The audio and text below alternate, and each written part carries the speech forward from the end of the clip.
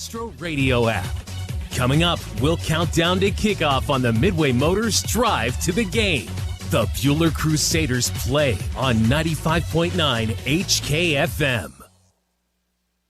Alan Samuels Chrysler Dodge Jeep Ram on the giant corner of 30th and Lorraine in Hutchinson, Kansas. We take pride in supporting our community and our student athletes. Hi, I'm the General Manager, Don Glassby. We want to wish our area teams a fun and memorable season. A great person once said, victory is in the quality of competition and not the final score. Visit online alansamuelshutch.com and follow us on Facebook for weekly giveaways and special events. And as Mr. Samuels always says, come by, let's be friends. Crusader football on HKFM.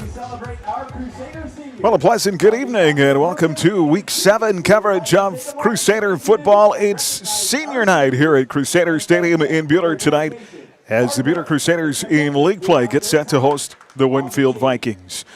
Hi and welcome inside the Midway Motors Drive to the Game. Aaron West alongside Chris Schenk and Matt Atherton tonight as Buhler comes in with a 4-2 record, perfect 3-0 in the league. If they get out of here with a win tonight, they win at least a share of the AVCTL Division III title. Winfield 1-2 in the league and 1-5 overall.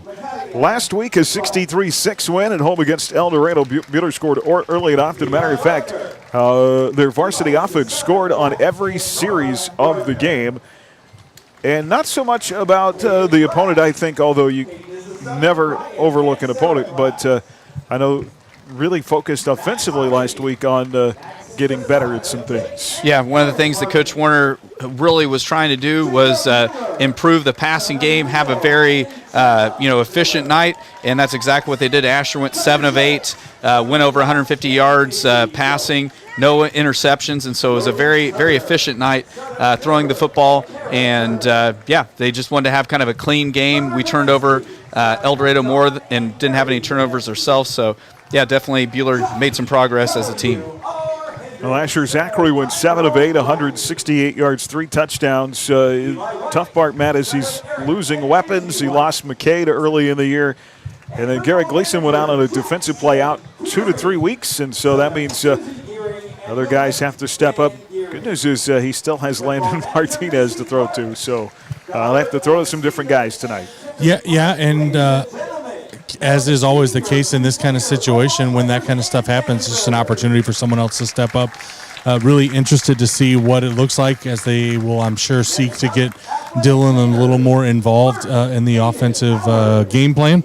And, of course, always Landon. They're going to try to find ways to get Landon the ball. And so you guys know that anytime Landon touches the ball, he's got a chance to take it to the house. So going to have to be strategic with those opportunities and going to become really important to not miss. You got to cash those in when you have a chance. Yeah, Dylan Skripsik, as Matt said, certainly a guy who's capable of playing that receiver spot, and they've got a pretty good couple of tight ends as well, including Jacob Miller, to figure into that offensively. Defensively, we're going to watch a bit of a shift. We'll talk more about this coming up in our second segment. Without Garrett Gleason at corner, Skrip moves to cornerback tonight, and that puts Kingston Reyes for the first time in this year at safety against a quarterback who likes to throw down the field. So we'll see how they adjust there. Yeah, anytime you've got a new configuration, the safety, corners and safeties, both, they've got to cover, but they both have kind of different jobs and their responsibilities. And so anytime you have some moving around between corner and safety, it's an opportunity for people to get some experience where they maybe haven't had as much varsity experience. I don't know how you guys feel about this, but here we are 7 weeks in. We did have the monster rushing game earlier this year where Ben Klaus broke the record, but I still feel like to this point they haven't played their best game, or at least as best as they're capable of yet. Yeah, there hasn't been the perfect game yet, and you guys all know that you watch sports enough where there's sometimes when you finally walk away and you're like, man, offense was clicking, special teams was clicking, defense was clicking, all the parts of the offense were clicking, and so that's something that we haven't had that perfect, clean game yet this year, so maybe tonight's that opportunity. I heard they're saving it for McPherson. Is that true? I think everybody in maroon would be pretty happy if it worked out that way. No doubt. Now that said, Chris, maybe I'm wrong. I just believe that what Coach is really looking for is just a little more consistency around all of the edges, right? Like they've been times, like Aaron, you mentioned, the big rushing game where they come out. They've had moments where the defense looked amazing. I still think this is a team that is just plagued by way too many penalties. All of those things kind of work against what they're trying to get going. If they can limit the penalties, just be super consistent, I think there's plenty of talent to get done whatever it is they're trying to accomplish. Good news is turnovers and penalties were at a minimum last week. They need to carry that over. Yeah, no, the turnovers was awesome last week. I believe we're even Steven now in turnovers on the season. Yes. So that's something that hopefully maybe tonight we can put some in the black tonight and B+ something coming into McPherson on the turnover margin. Well, a senior night tonight. It's also Prairie Hills Middle School night as the Prairie Hills Middle School band gets set to take the field. They'll perform here at 6:40 for the crowd here at Crusader Stadium. And, of course, recognizing seniors currently down on the field as we speak. Coverage of Crusader football brought to you in part by Schmidt Electric, by Ideatech, Ag 360 Insurance, by Newfeld's Flooring, and by Daylight Donuts. Hope you enjoy the broadcast. We are set for a good one tonight between Buhler and Winfield. We'll come back with more of our Midway Motors Drive to the Game right after this on HKFM. The Midway Motors Drive to the Game. Later in the show, we'll hear from head coach Steve Warner, and Chris Schenk gives us his 3 keys to victory.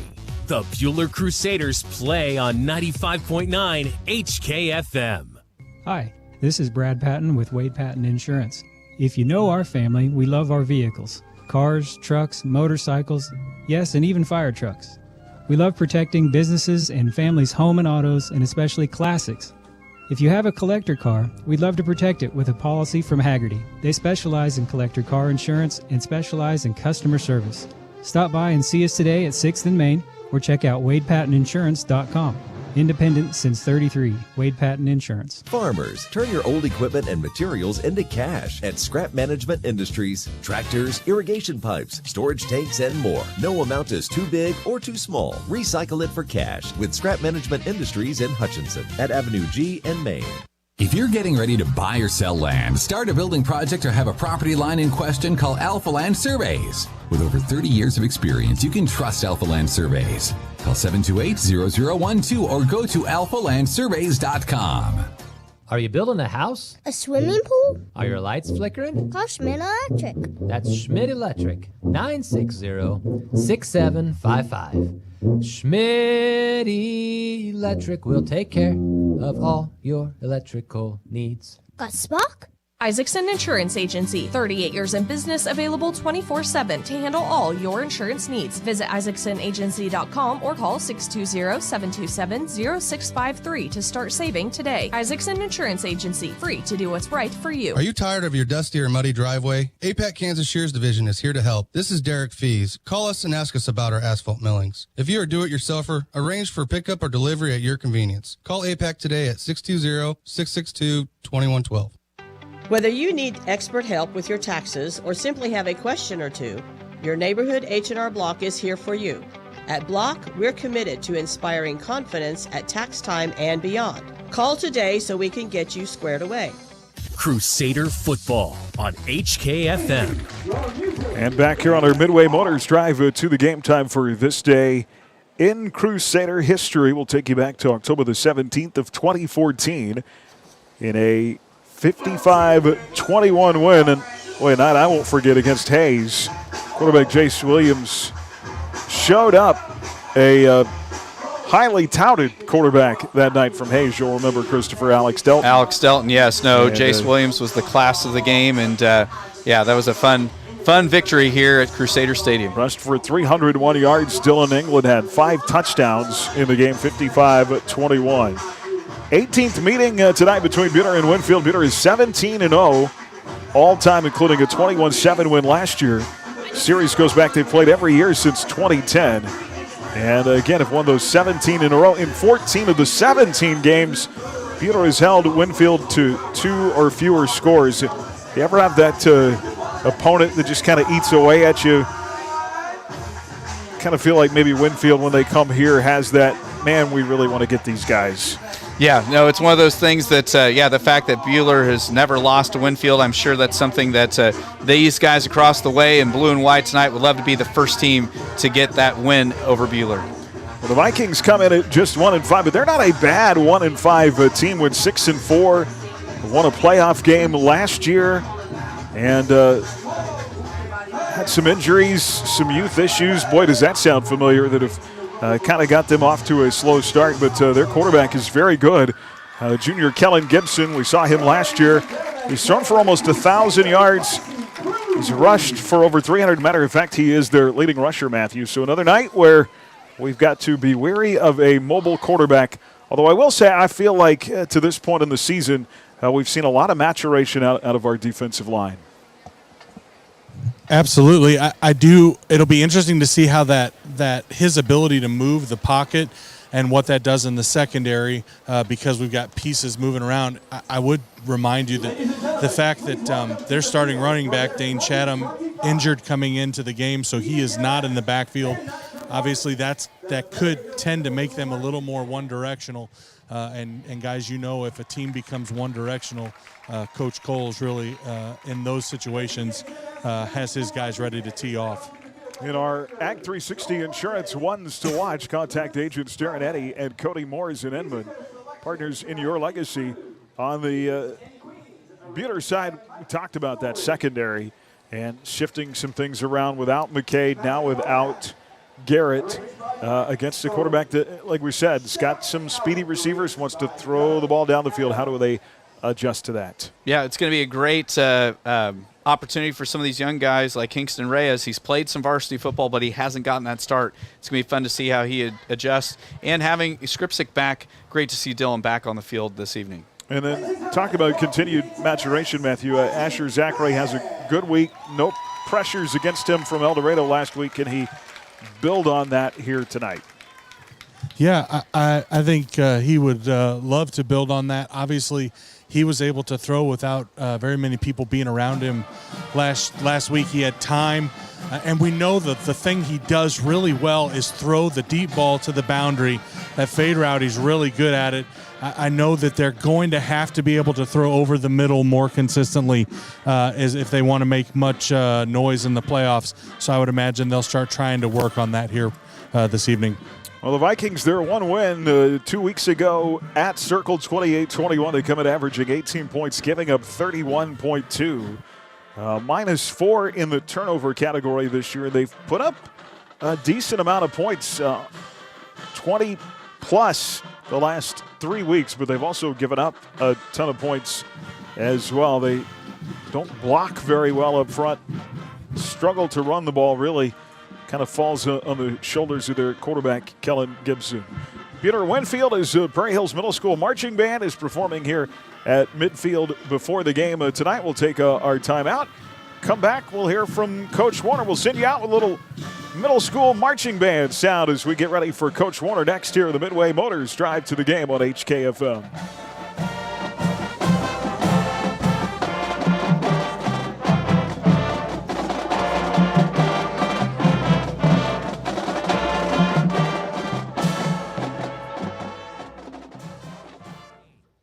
Pre-game conversation with head coach Steve Warner.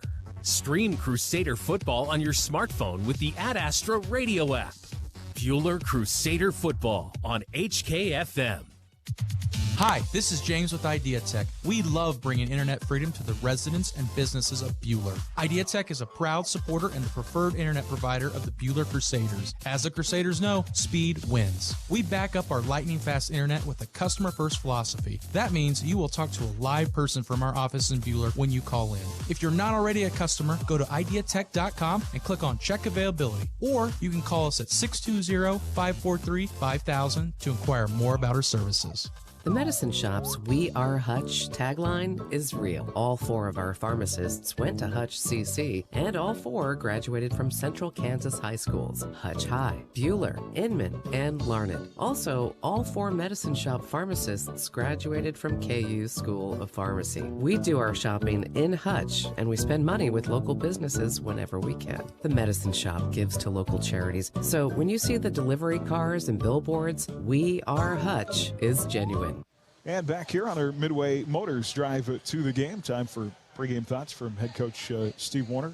Coach, you get the 1-5 Winfield Vikings tonight, but this is not your average 1-5 team. They really can put some numbers on the board offensively. Well, they can definitely score. They've got a very athletic quarterback that does a great job. He's very elusive, very athletic. We've seen him now. This is our third year, so we've had to contain him, and he's got athletes around him, decent running backs, and very good receivers. We've got to get pressure on him and contain him when he starts to scramble, because he is going to scramble. But we've got to get after him. And to me, I always say it, but the best defense is a good offense. Our offense needs to put up points, and we need to have long, sustained drives. And I'm happy that we got Colby McCarty back at center for us to move Gabe Edmond over to our big guard, Nixon back to our big tackle. That'll help our offense. I just feel really good about that. And another big issue is that I'm about tired of this heat. 80 degrees today, and we're ready for the cool fall weather. Yeah, typically it's here by now, and you'd made a comment to me back early in the year that our, because of KSHA guidelines now, our kids really leading into the season don't spend much time practicing in the heat. They don't ever get acclimated to it.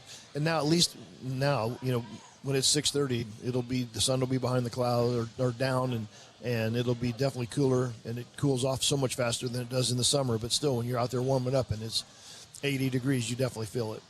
Yeah, their quarterback is thrown for almost 1,000 yards. He's also their leading rusher. So I feel like some of the quarterbacks we've seen this year should have us prepared for that. I think we're ready for him. Our defensive front's really getting things figured out. With everybody being new except for Jax, as far as the starter, 3 of them, and they're staying lower. They're doing a better job on their twists, ripping through blocks. Jax had 3 sacks last week, so he's definitely doing very, very well. But we've got to put pressure on him. We've got to get him tackled. Absolutely. And then defensively is kind of where they tend to struggle a little bit more. They've given up quite a few points this year. They have given up more points, and right now we just don't know exactly what defense they're going to run. All year long they've been running a 4-2. They did the same thing last year. Then they got to us. They ran a 3-3. Last year we really weren't ready for it. We'd worked the 3-3, but not like you prepare for a team. This year we're definitely ready for it, and we'll be ready for both of them. So we've also got to make adjustments as we go, but trying to get them out of different things that they like to do. And we feel like we can do that with some formation. So I'm excited about our offense. And again, it goes back to our line. We know Ben's going to run hard, but we've got to get him a bunch of yards and have those long drives. Again, that makes everything easier. If the ground game is having success, then certainly helps Asher in the passing game, and they have to respect both, not be able to pressure the quarterback as much as maybe they'd want to. Well, that's true. And then our play action works even more if we can get the ground game going, and we love our play action. But Asher really showed a lot last week, a lot of composure, and we're going to continue that this week. We've worked really hard on it, and proud of the gains that he's made. Senior night tonight, so I think obviously some of these kids like Ben Klaus and Jacob Miller, who've been multiple-year starters, but then got a lot of seniors who don't get a ton of playing time, but they still continue to do everything that you ask them to do. Well, they do, and they've been great. They've helped us with the scout team, and then kids help the freshmen on the sideline, keeping them involved in the game, keeping them part of our team. I'm very proud of those kids, all the seniors, and there's only 4 of them that are really playing a lot, but still a lot of them are giving us a lot of heart and soul in practice to make us better. Yeah, that 4 years, man, it goes fast. It does go fast. It is crazy that this group's ready.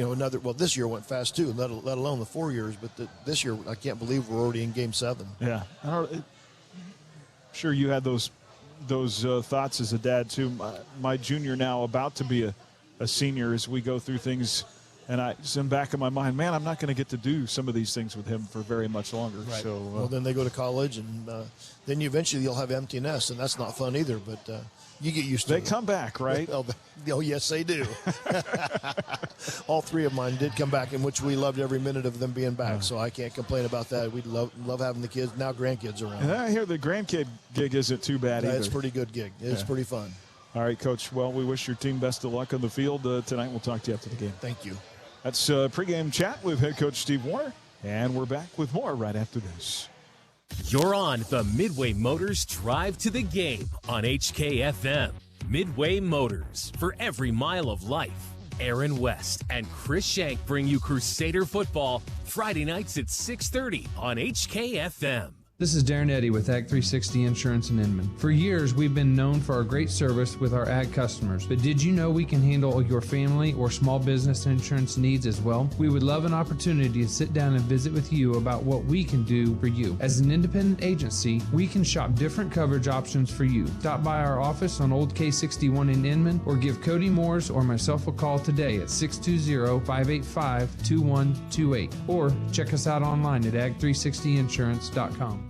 At Blue Stem PACE, we understand that navigating health challenges can be overwhelming. That's why we're here to support people ages 55 and better with a comprehensive care program, including medical management, social activities, and prepared meals at our locations in Hutchinson and McPherson.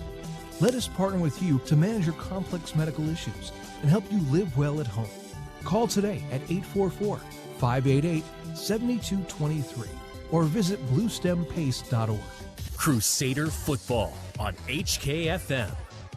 And back here on the Midway Motors Drive to the game, coverage of Crusader football tonight brought to you by Inman Funeral Home, by Lyle Gertzen with the Lion Realty, Isaacson Insurance Agency, by the Buhler Booster Club, and by Wifco Steel Products. Around the league tonight, El Dorado at Abilene, Goddard at Arc City, Collegiate at Cheney, Fort Scott at Circle, Pratt at Clearwater, Andover Central at Eisenhower, Augusta at McPherson, a key game in Division III tonight. Coffeyville at Newton, Andale at Wichita Trinity, and Rosehill is at Wellington. Games across our Ad Astra Sports Network as well, with Nickerson at Smoky Valley, Little River at Central Plains, Medicine Lodge at Hutch Trinity, Sterling at South Sumner. You can listen to live streaming, find video of tonight's broadcast on the Ad Astra Radio app powered by Nextech Wireless, the latest phones and devices at the best prices. In our kickoff conditions tonight, Matthew, it's taken us a while to get to football weather, but I feel like we're getting closer. Yeah, closer. 75 degrees down on the field. There is not really even a hint of a breeze down here. It's a very still night. It's pleasant. I think probably still about 10 degrees warmer than we're all expecting for mid-October. But really, by the time we get this thing kicked off here in about 6 or 7 minutes, should be a beautiful night for some fall football. Absolutely. Of course, as we push toward the playoffs, really feel like, Chris, in the 4A West, top three seeds pretty much going to be decided between Capon, Mulvane, and Wellington. I don't think Mulvane or Wellington will lose again. Capon may lose tonight, but they don't have a loss yet this year. Then there are four teams, I think, for the 4 and 5 spots. Those would be Buhler, McPherson, Abilene, and Wamego. And coincidentally, they all four play each other next week. So yeah, so there is still a lot to be decided in the 4A West. And like you said, I think Capon's really going to have to stub their toe somewhere. They do play St. James tonight, and St. James is ranked in 5A. Yep, so they've got a legit shot at maybe losing tonight, but Capon getting to 2 losses probably isn't going to happen. So then it's just kind of a matter of, but in the AVCTL, in Division III and Division IV, who's going to come out where, and then obviously Wamego's the one school not in our league that's kind of up there as well. All right, we'll see how it stacks out in the next couple of weeks. We'll take our final timeout when we come back. We'll send you down on the field for tonight's coin toss, and Chris has his keys to the game. That's coming up here next on HKFM. You're just minutes away from tonight's kickoff. Just ahead on the Midway Motors Drive to the Game, Chris gives us his 3 keys to victory. The Buhler Crusaders play on 95.9 HKFM. Newfeld's Flooring in Buhler, a few miles out of the city, light years out of the ordinary. Since first opening their doors in 1965, Newfeld's Flooring has offered one-of-a-kind flooring and accessories that perfectly pull your project together. That long-standing tradition continues today. Regardless of budget, Newfeld's Flooring can help turn your dreams into realities. Visit their showroom at 110 West 2nd and Buhler and find Newfeld's Flooring online at newfelds.com. The Anchor Inn and Anchor Away have been serving authentic Mexican food to Hutchinson and surrounding communities for over 35 years. Treat friends and family to the Anchor's legendary dishes in their large banquet room, famous buffet, and relaxed atmosphere. Open Monday through Saturday. for the same great food with the convenience of a drive-thru, visit Anchor Away and be in Adams. Like Anchor In and Anchor Away on Facebook for specials. Anchor In and Anchor Away, authentically delicious in downtown Hutchinson. Crusader football on HKFM. Well, again, tonight it's the home black uniforms, black tops, black pants, white numerals, black helmets for the Crusaders. Visiting team in white tonight, white tops, white pants, blue lettering, and blue helmets for Winfield.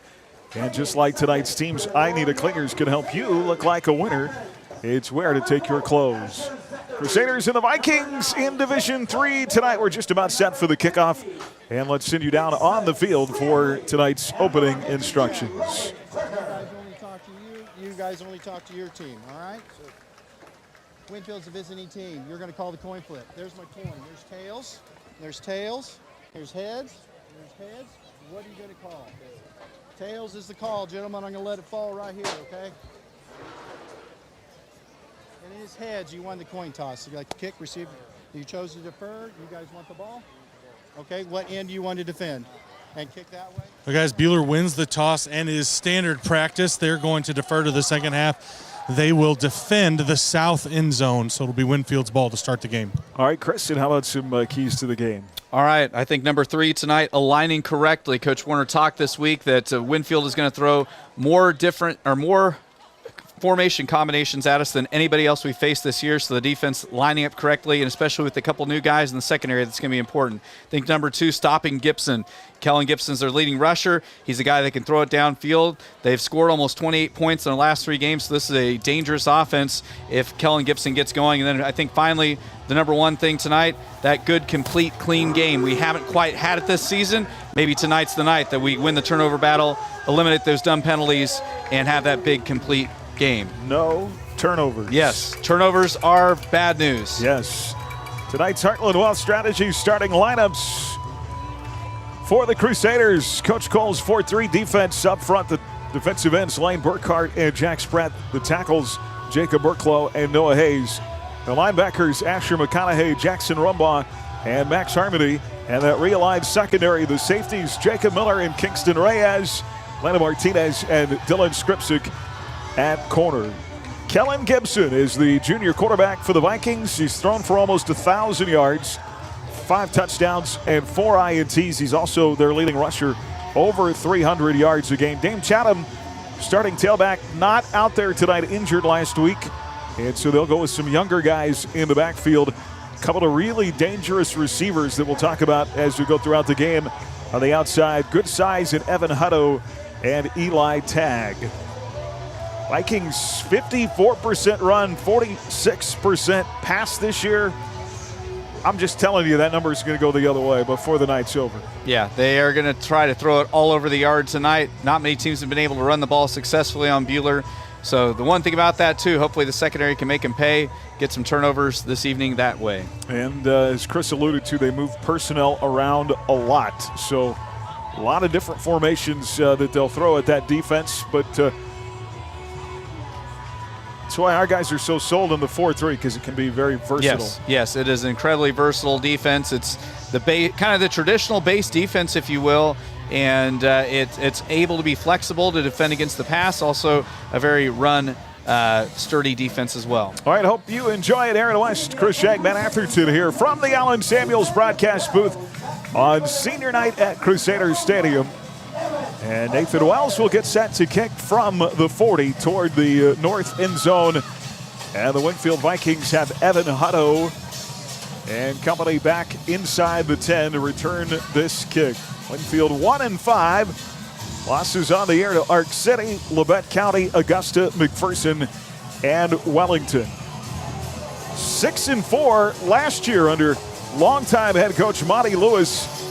This is his 40th year in coaching. He spent a lot of his career in the college ranks, 5th year at Winfield. And there's the kick, and we are underway. It's a squib, and they're going to blow that dead. I think Buhler must have had somebody across the line before it was kicked. So it'll be a 5-yard penalty on Buhler. I couldn't tell if Wells did that on purpose or it was a mistake. Yeah, I'm down at the north end, at the north end, and it looked a little odd, whatever it was. So a penalty is going to push the kickoff back 5 yards to the 35-yard line. See if Nate can get a little better kick away this time. Keeps it on the ground. It's going to be fallen on at the 33-yard line. So some decent starting field position for Winfield. Yeah, Carson Meeker fielded it, so Buhler looking to squib it to try to avoid the big return. They must have seen some stuff with Hutto earlier this year. Vikings from their own 33, 1st and 10. This Crusader 4-3 defense giving up 21.5 points a game and just over 100 rushing yards a game. They have 15 sacks on the season. See if they can get after this Winfield quarterback. Trips left, single receiver to the right side. Now they put the back in motion. It's an empty backfield set and a designed run for Gibson, who runs to the right side on 1st down and is stopped shy of the 35-yard line. Will give him about a yard to the right side of the play. Yeah, helping out that time, it was Asher McConaughey as well as Jacob Burklow. Like you said, a called quarterback run that time, just a 1-yard pickup on 1st down. Elijah Bergson, a sophomore. They really like this guy, though he's young, in the backfield in place of Dane Chatham, the starting tailback. So big task for him tonight as they go spread again. Trips left, single receiver right. They keep the back in the backfield. They'll hand it off on the ground.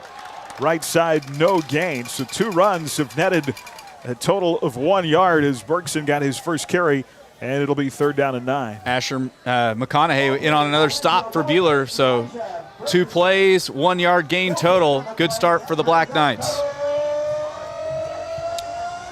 Early 3rd down and long here for Winfield. 10:52 and counting to play in the first quarter. Gibson's going to stay out of the shotgun. 3 receivers left. 1 to the right. Single back to the right of the quarterback. And Gibson, pressured up the middle, is going to be hit and brought down. Sacked back around the 31-yard line. Noah Hayes leading the charge from that D-line, dropping Kellen Gibson for about a 4-yard loss, and most important start for Buhler defensively, forcing a 3-and-out right out the gate. And Chris, they came through the line so fast, I thought it may have been a screen pass. They got busted up, but fantastic job pursuing the quarterback. That front 4 is just getting better and better, and Gibson, also the punter, will kick it away. This kick goes wide to the far side. Martinez is going to pick it up back behind the 30, comes all the way across the field to the Buhler sideline at the 40, 45, gets a seam on the 50.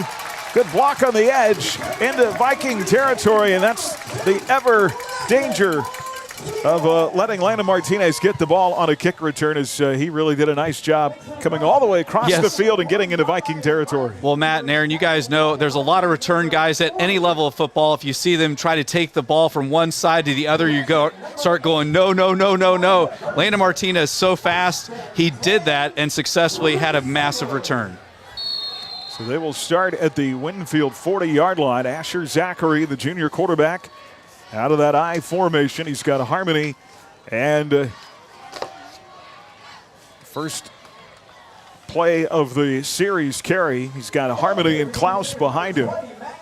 And Max Harmony, the fullback, gets his first carry of the night to the right side and gets a forward yard to the 39. It'll be 2nd down and 9 there. Landon Martinez, Jake Miller, Jax Pratt, receivers we'll talk about tonight. Nixon Stanley and Logan Turner, the guards. Gabe Edmond, John Aldrich, the tackles. Reverse that. Colby McCarty is back at center. 2nd down, handoff to the left side on 2nd down and 9. And it's the first carry of the night for Ben Klaus. Gets a good bit of yards. Sets up about a 3rd and 2. Talked about that offensive line, Chris, and good to have them back somewhat normal tonight. No doubt. And speaking of the offensive line, that time Ben Klaus just doing a great job of just tucking himself right behind the quick guard, John Aldridge. And John opening some big holes, making a very manageable 3rd and short. From the 33, they need the 30 for a first down, going left to right. Asher's going to be out of the gun here with Klaus to his left. Wingbacks either side, McConaughey and Miller. And Asher, play action. Left side throw to his tight end. Jacob Miller reaches up in the night sky and pulls it down and drags 2 Vikings to the end zone. Touchdown, Crusaders. Great effort that time by Jacob Miller. Like you said, he had defenders all around him, was able to haul it in and then get some hard-earned yards after catch as he drug a couple defenders and actually just flat out broke out of the tackle to break the plane for the first score of the night. That is catch number 9 on the season, touchdown number 2 for Buhler senior tight end, wearing number 9. And they will come on for the PAT. This is Wells to kick it through. It's good. 8:33 to play in the opening quarter. And a 7-0 lead for the Buhler Crusaders from the Allen Samuels broadcast booth on HKFM. Rise and shine, it's daylight time, and time to go to your happy place. Fall is such a beautiful time of year with spectacular colors and flavors. Come in and enjoy a pine cone, bear claw, or cinnamon roll, or how about one of our seasonal favorites, homemade pumpkin spice and apple spice, made with fresh pumpkin and apple. And let's not forget those crispy apple fritters. All your fall favorites are here now at your Hutchinson Daylight Donuts, 1435 East 30th and 3rd and Main in Hutchinson. Today's technology and yesterday's values. Your Central Prairie Co-op team. Helping maximize crops and growing that livestock. Your partner in production, count on CPC. With full service and convenience, locations close to you, where full value's always guaranteed. You get today's technology and yesterday's values. Call your Central Prairie Co-op team. HKFM. Vikings with a short return this time, far side, right around the 30. Nice touchdown throw, Matt. We've talked a lot about Asher Zachary. He throws a nice ball downfield, and when he's not pressured, does a really nice job. We saw that last week. Nice throw and catch there. Yeah, and Asher was rolling to his left. I still think he's far more confident and comfortable as a thrower rolling to his right. That said, put that ball where Jacob could get it, and boy, what a job Jacob did getting into the end zone. Vikings from their own 29 in their second series. They go with the toss to the far side. That is Hutto in the sweep from the left to the right, and Hutto gets swallowed up back behind the line of scrimmage for a big loss. Asher McConaughey in on yet another stop. Martinez in there as well. Buhler doing a good job showing Winfield it's hard. It's going to be hard to get to the edge this evening. Well, the Vikings trying mightily, Chris, to establish the runs. So far, no dice. No doubt. Do have a Buhler Dental Care score update with 8:59 left to go in the first. Mack and Augusta all tied up at 7 apiece. We're going to call that a loss back to the 28, loss of a yard. Second down and a long 11. They go out of the I formation this time. Play action. Gibson throws a bomb and overthrows a wide open Evan Hutto on the far side.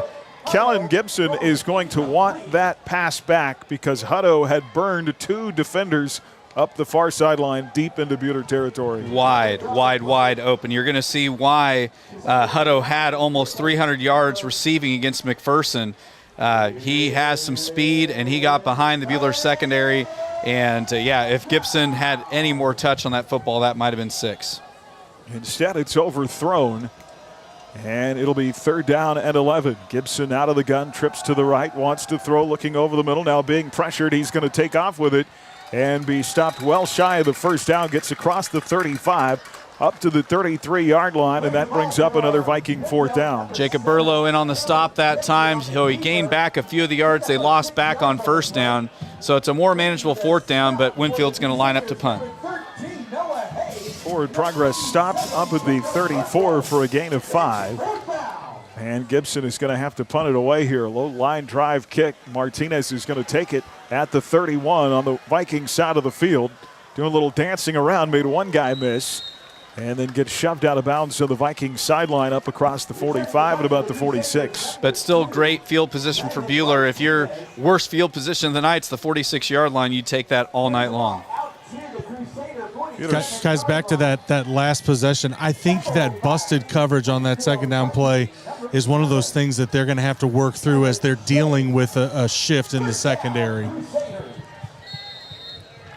100%. Fortunately, Gibson overthrew on the play. Now the Crusaders going to start at their own 47 here. Miller stays in at a wing to the right. Out of the I formation, Asher McConaughey is the fullback. Ben Klaus, the tailback, gets the right side carry. And a couple of yards there forward progress up to the 49. Give him 2 yards. Ben Klaus, the senior tailback who comes in, averaging just a minuscule 8.2 yards a carry. So impressive. So impressive. And I do have a crazy score update here, another Buhler Dental Care scoreboard update. Andale is trailing for the first time this season right now to Trinity Academy over in Wichita with 7:31 to go in the first, 7-0. Yeah, that won't last. 7-0 Crusaders here, 6:24 to go in the first. Second down.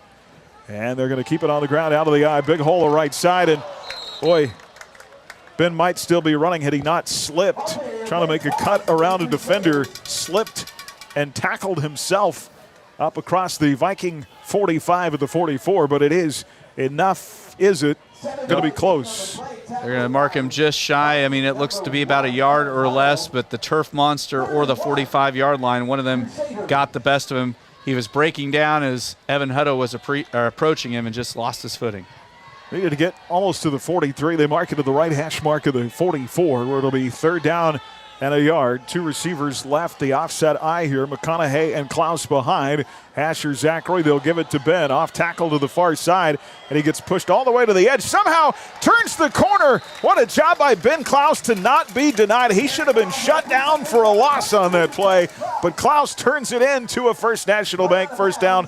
Just would not give up. Yeah, I initially, when he tried to bounce it outside, I was like, oh no, this is just a yard guy. Just put the head down. But Ben Klaus, such an experienced running back, has such good vision, such good foot speed, was able to get to the edge and get the first down. See, Chris, we don't think of that because we were never that fast. Yes, bingo. I'm like, get your scraps and move on.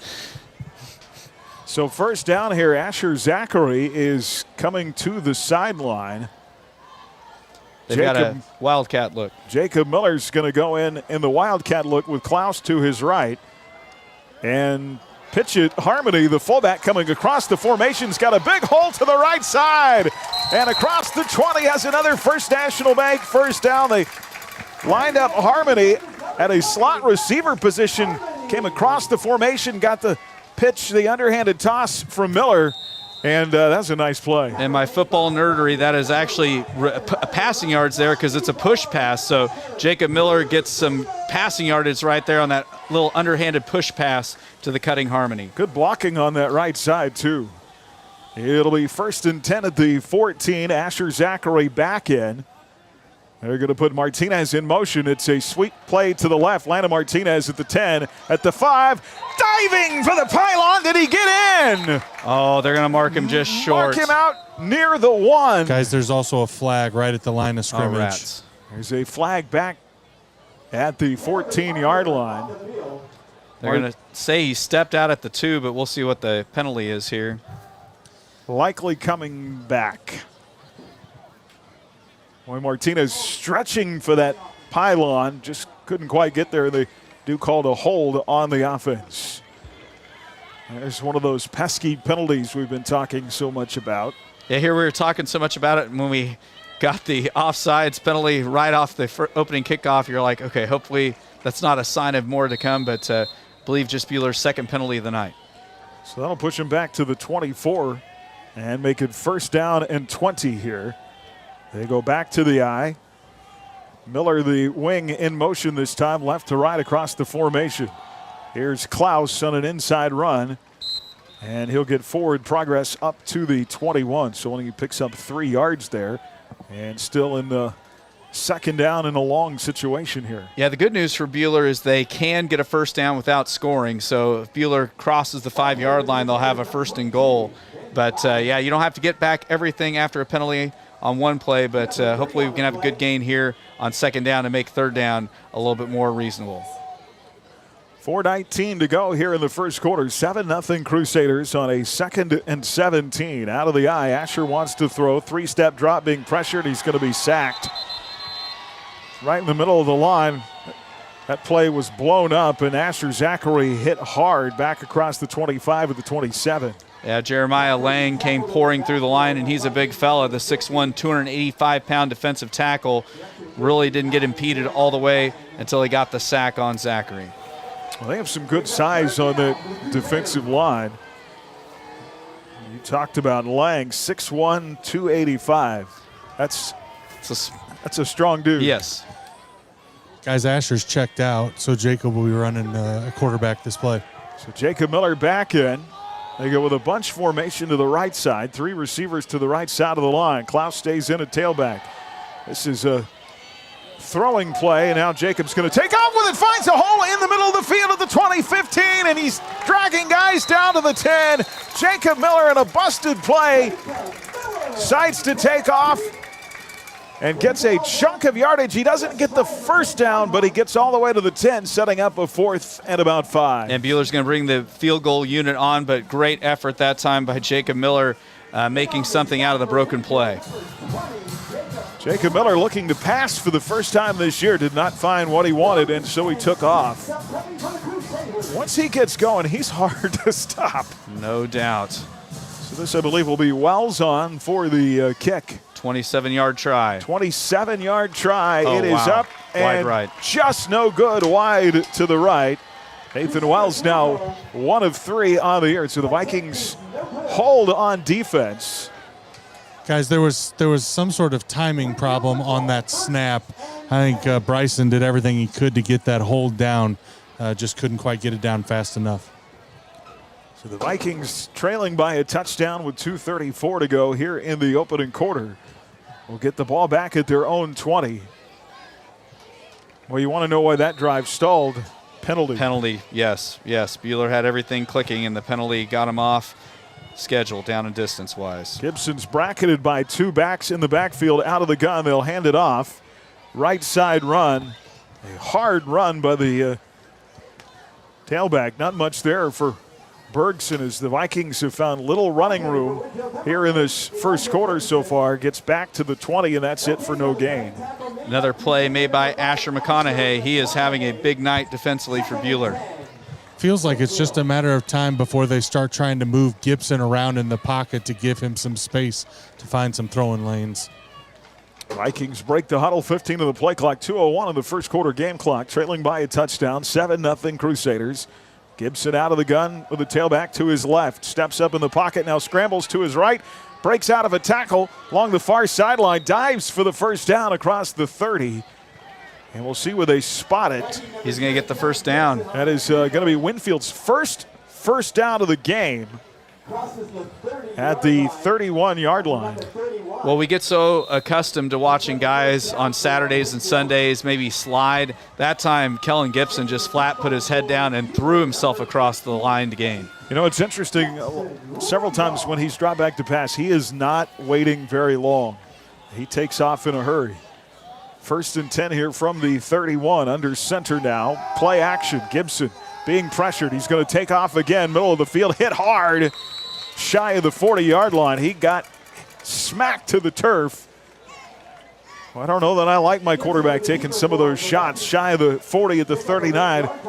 Gain of about 7. Yeah, Noah Hayes that time had him low, and then coming in high, Max Harmony, big pop on him, but a big 8-yard pickup on first down. I tell you, this game of football is a lot easier if you pick up 8 yards on first downs. Lane Burkhardt is checked out here, defensive end on the far side. Replaced by Gabe Edmond. Quarterback under center, 3 backs behind him. They pitch it to Berggren, and a flag comes out in the backfield. Yeah, that time Burklow was right there, had his arms around Kellen Gibson, but Gibson pitched it before Burklow could drop him. Bergson got the ball in the pitch. Far side has the first down, but there is a flag down. We'll see if that's Winfield's first of the night. And guys, kind of interesting on that play as Lane came out. Coach Coles changed that defense to a 3-4 out of the 4-3 with the extra linebacker. Penalty is a hold, a 10-yard penalty on the Winfield Vikings. Their first charge to the night will move them back to the 29. So 2nd down and about 12 here. Gibson out of the gun. They put a receiver in motion. Single back set. Bergson to the left of the quarterback. Gibson to throw, being pressured. It's going to take off again and throws to a receiver in the area in the middle of the field, just trying to avoid a sack. Hutto was in the area at about the 35, dove for it, but could not come up with it. It's incomplete in third down. Yeah, Max Harmony was hauling him down as he chucked it out. That was a heads-up play made by Gibson to avoid the sack. Good news is he has been under duress a lot he here has in the first not, quarter. He has not been comfortable this entire evening back there. Another Viking third down. They're 0 for 2 so far. Now in their third series of the night on third down, trailing 7-0. Just 27 seconds left in the first quarter. This very possibly the final snap of the quarter. And Gibson works under center, single back behind him, wants to throw, hits his tight end to the far side, and shoved out of bounds. Probably about 2 yards short, I think.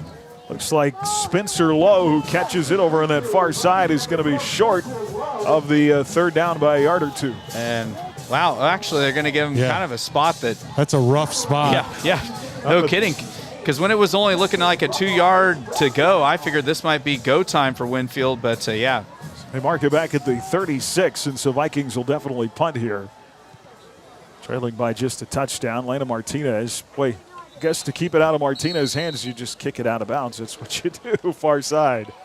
One way to stop Martinez. It's really a pretty good punt.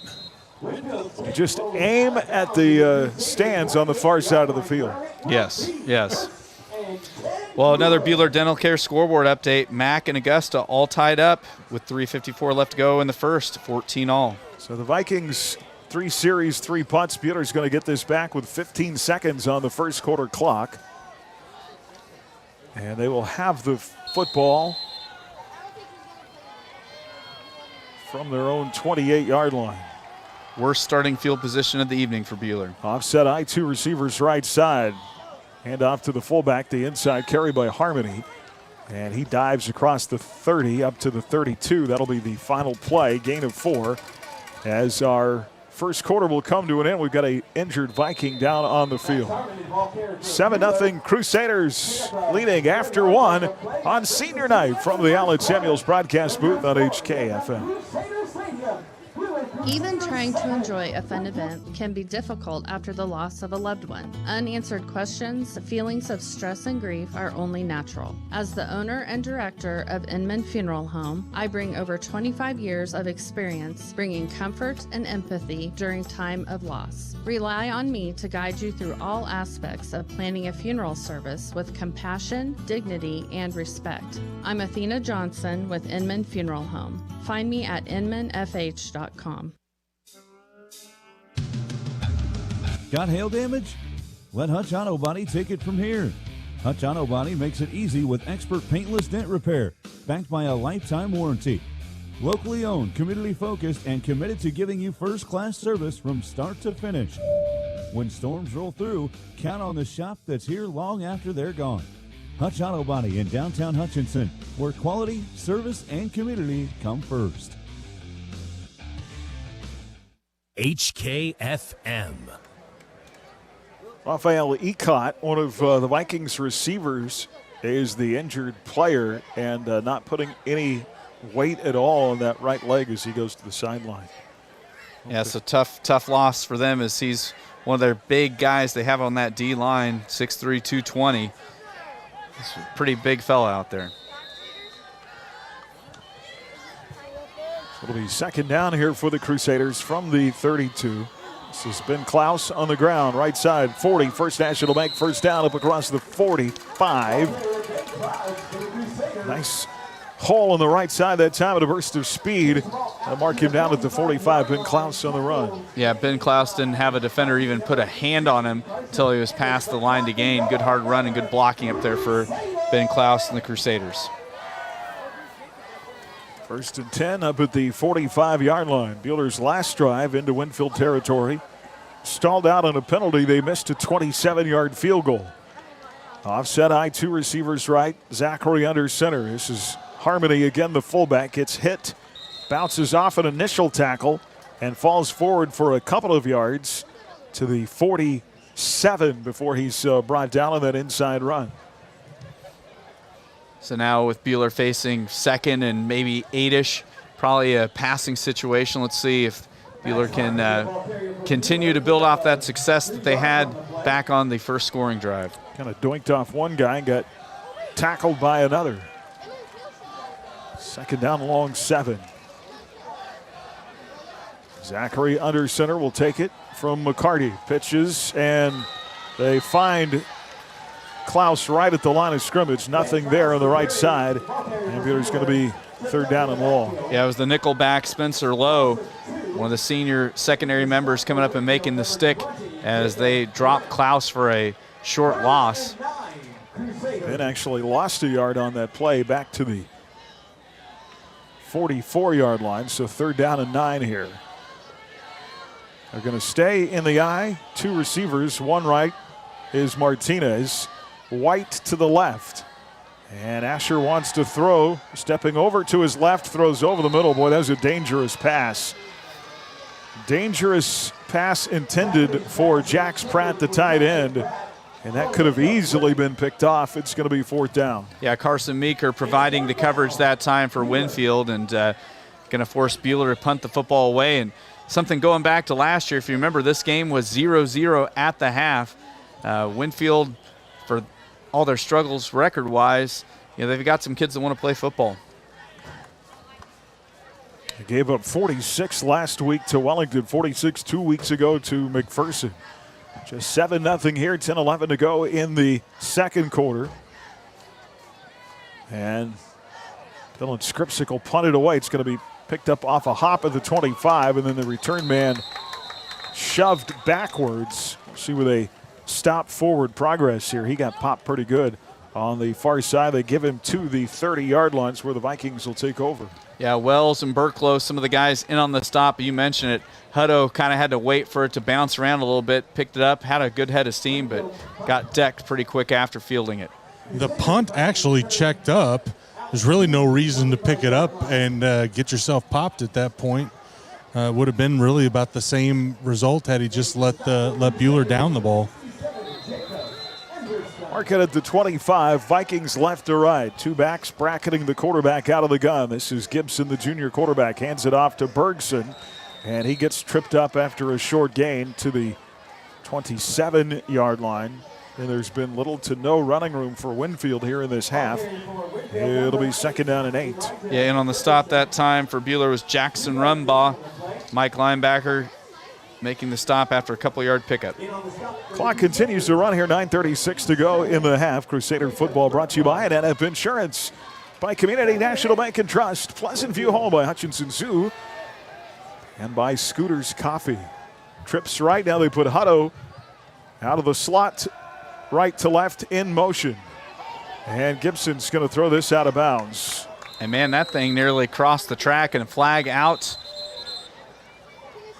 Could be an intentional grounding, possibly. I think they're going to call hold right here. Coach Coles was in the ear of the official. So Hutto was coming, the slot receiver on the far side, left to right. Looked like the play was intended to go to him. He was covered up, and so Gibson just threw it away. And the hold's a very good possibility, Matt, because you saw those long plays typically end in holds. Yeah, where you're asking your linemen to stretch that play out, and they've got to be able to let go when the defender wants to take off the other way. Well, that'll even the penalty count now 2 apiece. It pushes the ball back to the 17-yard line. And so the Vikings now in a second down and long.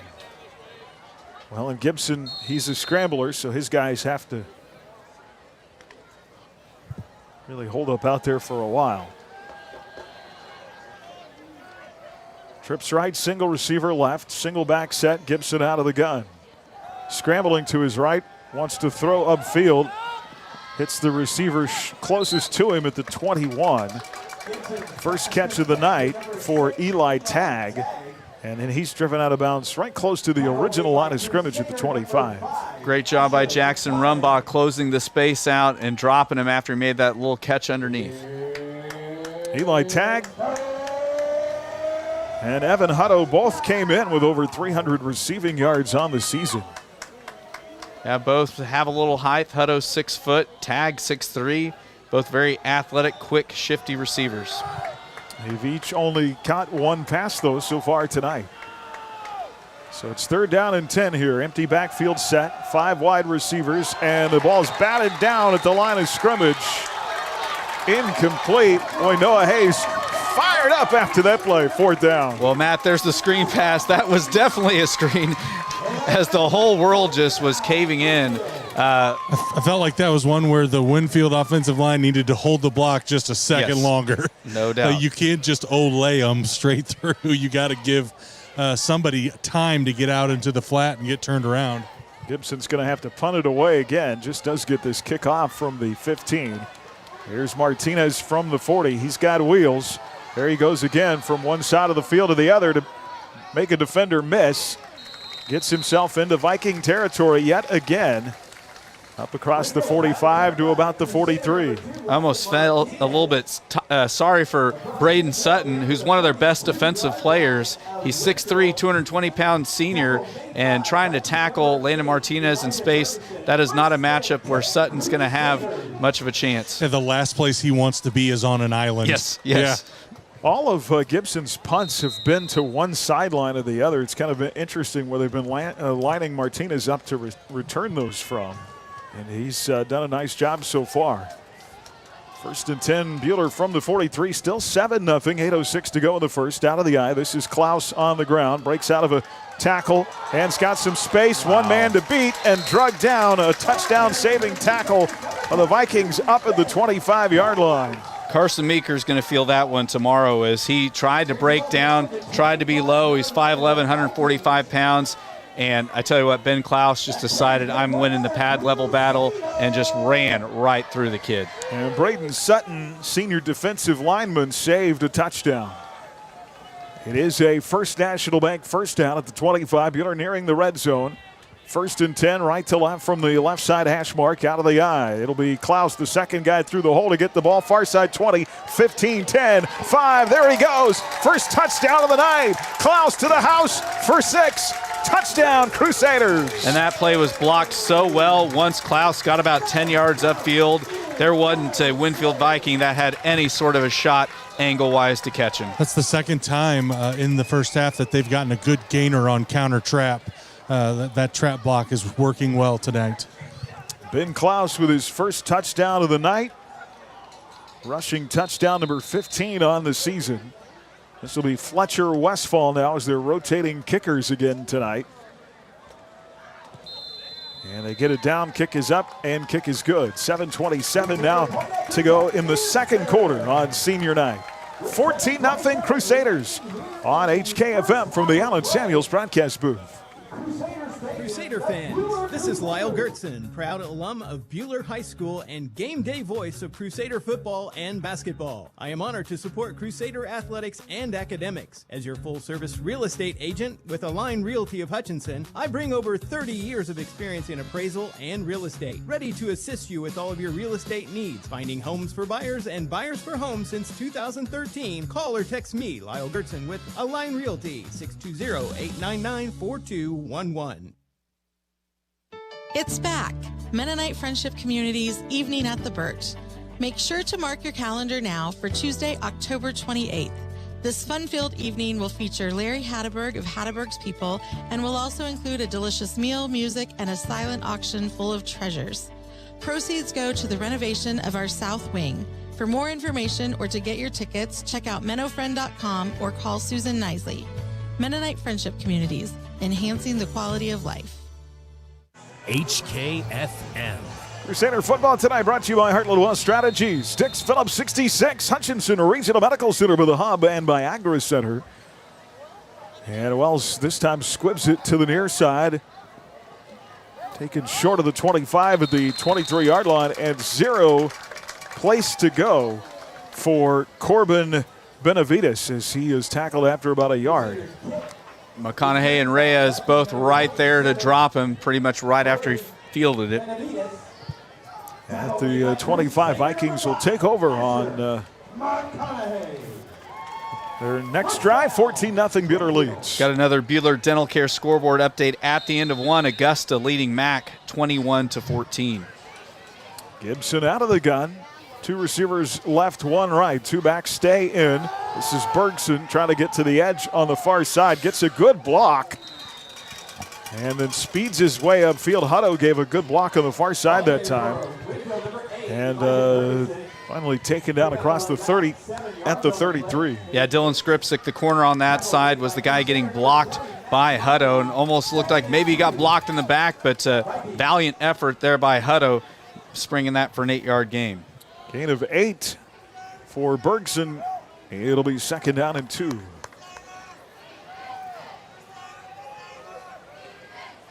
Gibson out of the gun. Spencer Lowe this time in at tailback, and he'll get his first carry of the night.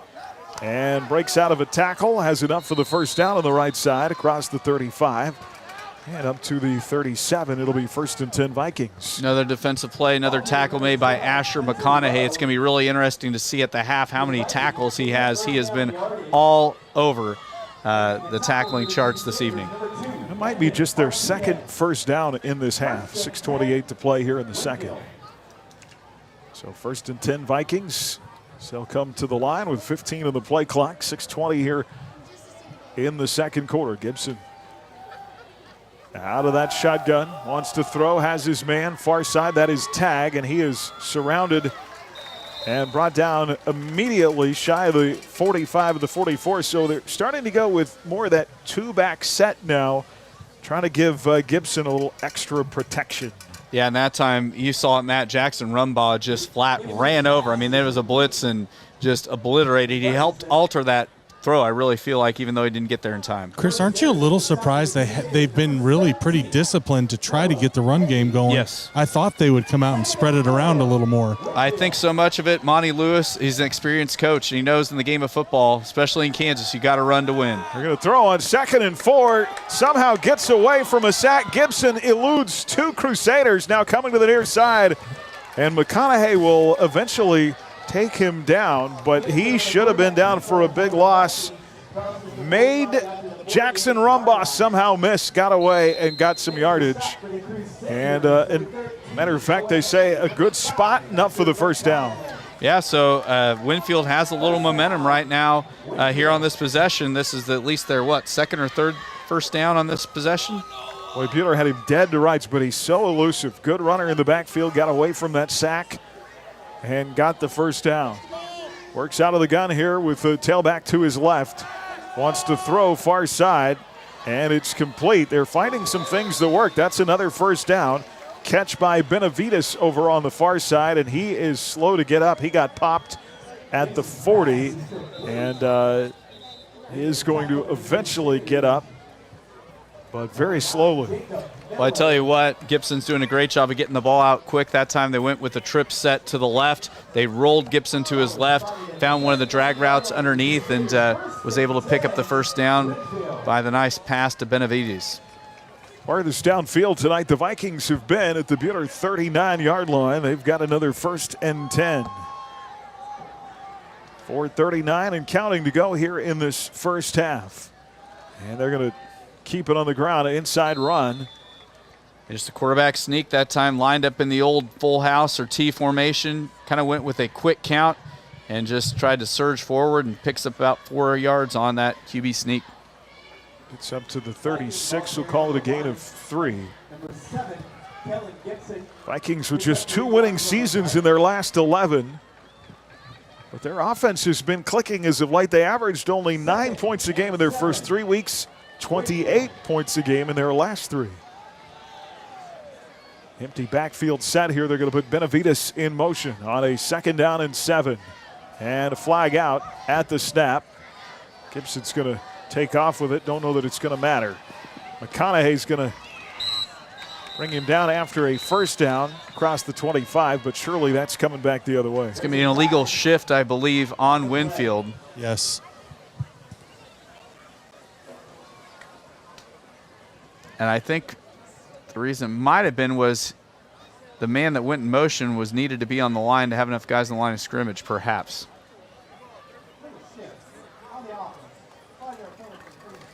That'll be the Vikings' third penalty of the game. And it spoils what was a nice run by Gibson. Either that or perhaps maybe broke and started moving towards the line of scrimmage, because, on a shift or motion, you cannot be moving towards the line of scrimmage. So, but, yeah, that's one of the first little kind of hiccups Winfield's had on this possession. They're figuring out ways to get Gibson in space. He's a really dynamic runner. So we're looking at 2nd and 12 now, and here comes McConaughey and company. Does get it off to Hutto over the middle. Hutto fumble! Hutto's going to fall on it at the 40. Saved a turnover as Gibson, boy, they got to him that time, just did get it away, and Hutto almost gave away the football. Yeah, Max Harmony did a great job of hitting Hutto right as the ball arrived and forced him to fumble it. So they were able to pick up a couple yards there, but, yeah, good scrambling there by Gibson. Boy, McConaughey was bearing down with some heat. Asher McConaughey is having a fantastic night. It feels like he is all over the field tonight for Buhler. 3rd down and 10. They'll keep a back end to block. Pressured again. Gibson's going to take off. He's going to be stopped well shy of the 1st down. It was Jax Pratt that time who was chasing after him. Yeah, Burklow in there as well. He got run down from behind as, man, Kellen Gibson just brings it down after down. Tackled at the 36 after a gain of 4. Winfield's going to take a timeout here. I feel like this is a spot, don't you, where pretty safe opportunity to go for it? Yeah, no, I mean, I think that's why they're calling the timeout. They've got a little momentum offensively. They want to try to get this back to a 1-score game. Coverage of Crusader football tonight brought to you by Mid-Kansas Credit Union, by Erickson Custom Building, Midway Motors, by Sunflower Electric Supply, and by Crop Lumber. 2 minutes, 34 seconds to halftime. Coming up on our Community National Bank and Trust halftime report this week in Crusader Sports. We will talk Buhler cross country. Both Corbin Starkweather and Gavin Lindahl had great races yesterday at League, and they'll join us on the halftime show coming up. We'll update you on state tennis going on today and tomorrow. And, of course, state golf is on Monday. So it's a busy time. Yes, and state band tomorrow. So, yeah, just all sorts of fall activities kind of coming to their conclusion and culmination here as we hit mid-October. Buhler Marching Band will perform here at halftime. It's their final tune-up before KBA tomorrow. Open Class Championship in Emporia. So they're going to go for it on 4th and 7. Gibson out of the gun, trips right, single receiver left, and a flag out at the snap. Well, sometimes I wonder, too, especially for these high school guys, when you run so many different formations, you're bound to have a hiccup here and there. No doubt, but it makes it very diverse and very sometimes difficult for the defense. But that time, Winfield going with the hard count that time, and somebody twitched or moved early, so them trying to gain 5 yards, they lost 5 yards, so now that 4th and 5 or 4th and 7 becomes a lot more dangerous. Surely they'll just pooch kick this, wouldn't you think, at 4th and 12? I think Coach Lewis is going for broke here. 4th penalty of the night of the Vikings. They are going to go for it. On 4th and long, Gibson's going to take off, gets out of a tackle. Jax Pratt trying to chase him down. He gets hit shy of the 1st down near the 30-yard line. Fantastic effort for both sides that time. Kellen Gibson just fought like a warrior over on the far side, but I tell you what, Jax Pratt did a great job of tracking him down from behind, and then the secondary help over the top, stopping him short. Great effort by the Crusader Black Knight defense, bending but not breaking right there. So Buhler will take over with 2:22 to go in this half at their own 31. Boy, Gibson is a warrior, and play's not over until you have him on the ground. It is not dead until the whistle blows. But now Buhler with a 2-minute opportunity. They're going to get the ball to open the 3rd quarter, see if the Crusaders can get up 3 scores. Out of the eye, 2 receivers left. It's Zachary under center, wants to throw on 1st down. And going to the fade route. He got it! Martinez at the 40, held on to the house for 6. One play, Touchdown, Crusaders!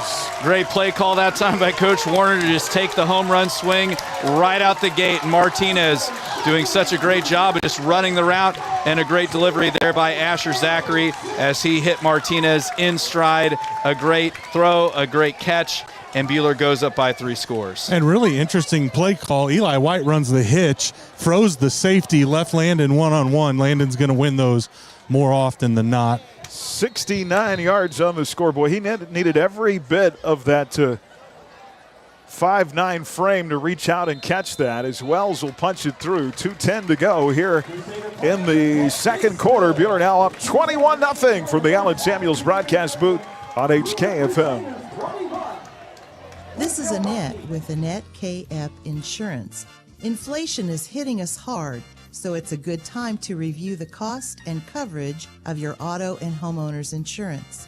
As an independent agent, I represent Goodville Mutual and several other fine companies. Stop by Annette Epp Insurance in Hutchinson at 2500 North Main, Suite E, or call 620-662-4900. Looking for a reliable business partner? Midwest Single Source, formerly Roberts Hutchline, is ready to elevate your business towards success. Midwest Single Source is the largest promotional product distributor in the state. That means they offer traditional supplies to equip your office, but also offer embroidery, screen printing, and fun swag items to build your brand. Same great people, same great location and service. Email sales@MidwestSingleSource.com and mention this ad. Elevate your business today. HKFM. Well, how about that? 69 yards, just put it to the outside shoulder of your fastest guy, let him go get it. Yeah, great. That was a big momentum swing there as Winfield finally had some momentum going offensively for Buhler to come out and punch him right away. Great play call and great play. Short kick taken at the 30 for the Vikings by Carson Meeker. And he'll return, short return. Xander Zradnik in on the stop for Buhler there. Start him at their own 34. Boy, and you alluded to it in the break, Chris. What a punch to the gut after the Vikings got down into Buhler territory, drive stalled, and then one play. Just now it's 21-0. Yeah, that was really important, especially going in to locker room. I was just hoping Buhler would get a score to go up 3 scores, but to do it in one play. Now the Black Knights, if you wanted to get greedy, maybe try to force another turnover on downs or a punt, maybe try to get a 4th score. Trips right, Benavides in motion. They're going to inside handoff here. It's a good run. Straight up the gut by Bergson. Yeah, Noah Hayes in on the stop that time, and against a fast defense like Buhler, running to the edges usually doesn't work out well. Probably the weakest spot against a fast defense is going right at him in the interior. That's 6 yards up to the 39, brought down by Lane Burkhart. 1:46 and counting to go in the second quarter. 21-0 Crusaders here on senior night. We've got a whole bunch more parents to be recognized at seniors at halftime. Gibson out of the gun. Hands off. This is Lowe. And a flag out. Lowe just fighting for yardage. Finally gets folded up at the 41. There was a flag well into that play that came out opposite side of where the ball was. Guys, I'm pretty sure that's going to be a face mask. Yeah, Rumbaugh will be credited with the tackle. Buhler had those 2 very early penalties. It's been a long time since they've had a flag that is going to be a face mask against the Crusaders. Luckily, just the 5-yard variety, so won't get Winfield into Crusader territory yet. But does give him a fresh set of downs. Move it up to the 46, still a minute 24 to go. Chris, after that early second down play where they took the deep shot and it was there, aren't you a little surprised they haven't tried to go back to it at some point? Yeah, and it might be kind of Matt trying to shorten this up to, if something went awry, not giving Buhler much time to work with. Otto's got the wheels. Winfield with 2 timeouts here. 1st and 10 out of the gun. They stay with 2 backs, and they'll throw it to Tag, far side. He's a big guy, breaks out of a tackle. Boy, you cannot tackle him high. At 6'3", he's not small. Yeah, that time Got to the 45 for a first down. Yeah, Dylan Skripsic got just stiff-armed, and Dylan a little bit shaken up on the play. And Dylan's a physical player, so for him to get busted up like that, that's something that doesn't happen every day. First down up to the Buhler 44-yard line. Down to 1:15 to go here in the half. Vikings have found some things that have worked offensively. Second quarter, about mid-second quarter on.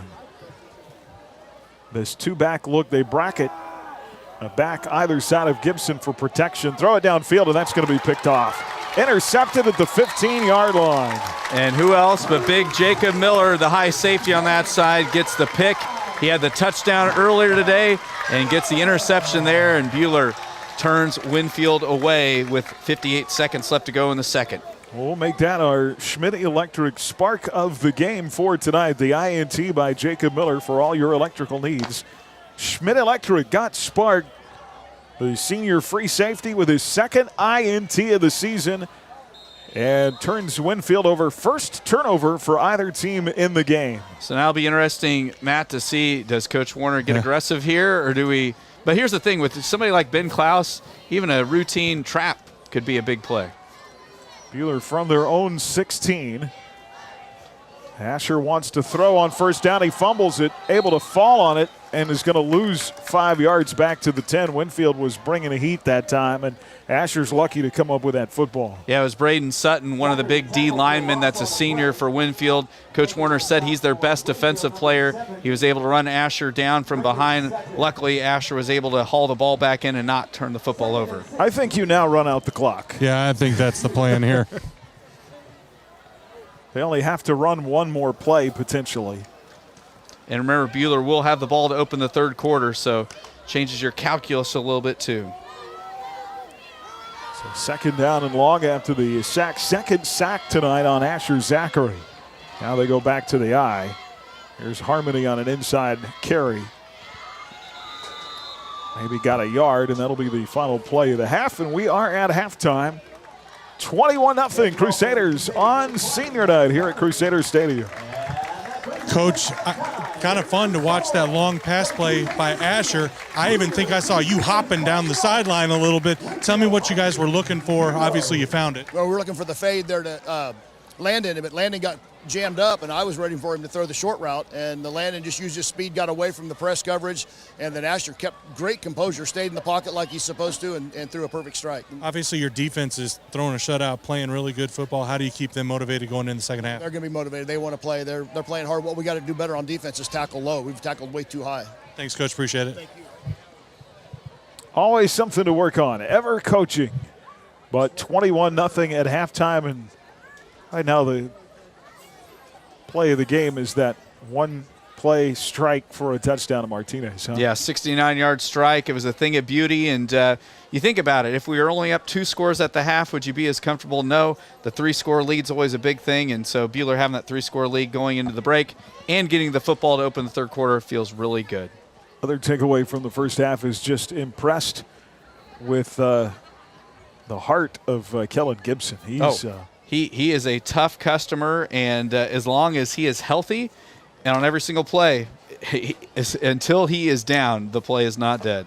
It's probably the thing that would concern me as his coach the most is he has the ball running on so many of their plays. If he gets hurt, oh my goodness. Yeah, the path to victory for Winfield gets incredibly narrow if Kellen Gibson's not available. Well, lots to come on our Community National Bank and Trust halftime report. We'll update you on other area scores in our Buhler Dental Care scoreboard. Tonight's Dix Phillips 66 first half Phillip. And, of course, our This Week in Crusader Sports is cross-country runners Corbin Starkweather and Gavin Lindahl will join us next here from Buhler on senior night. 21-0 Crusaders over the Vikes here on HKFM. Savannah Beckler, daughter of Calvin and Erica Beckler. Stay tuned for the Community National Bank and Trust halftime report. Coming up, tonight's Crusader Spotlight and our Dix Phillips 66 first half fill-up. Buhler Crusader football on HKFM.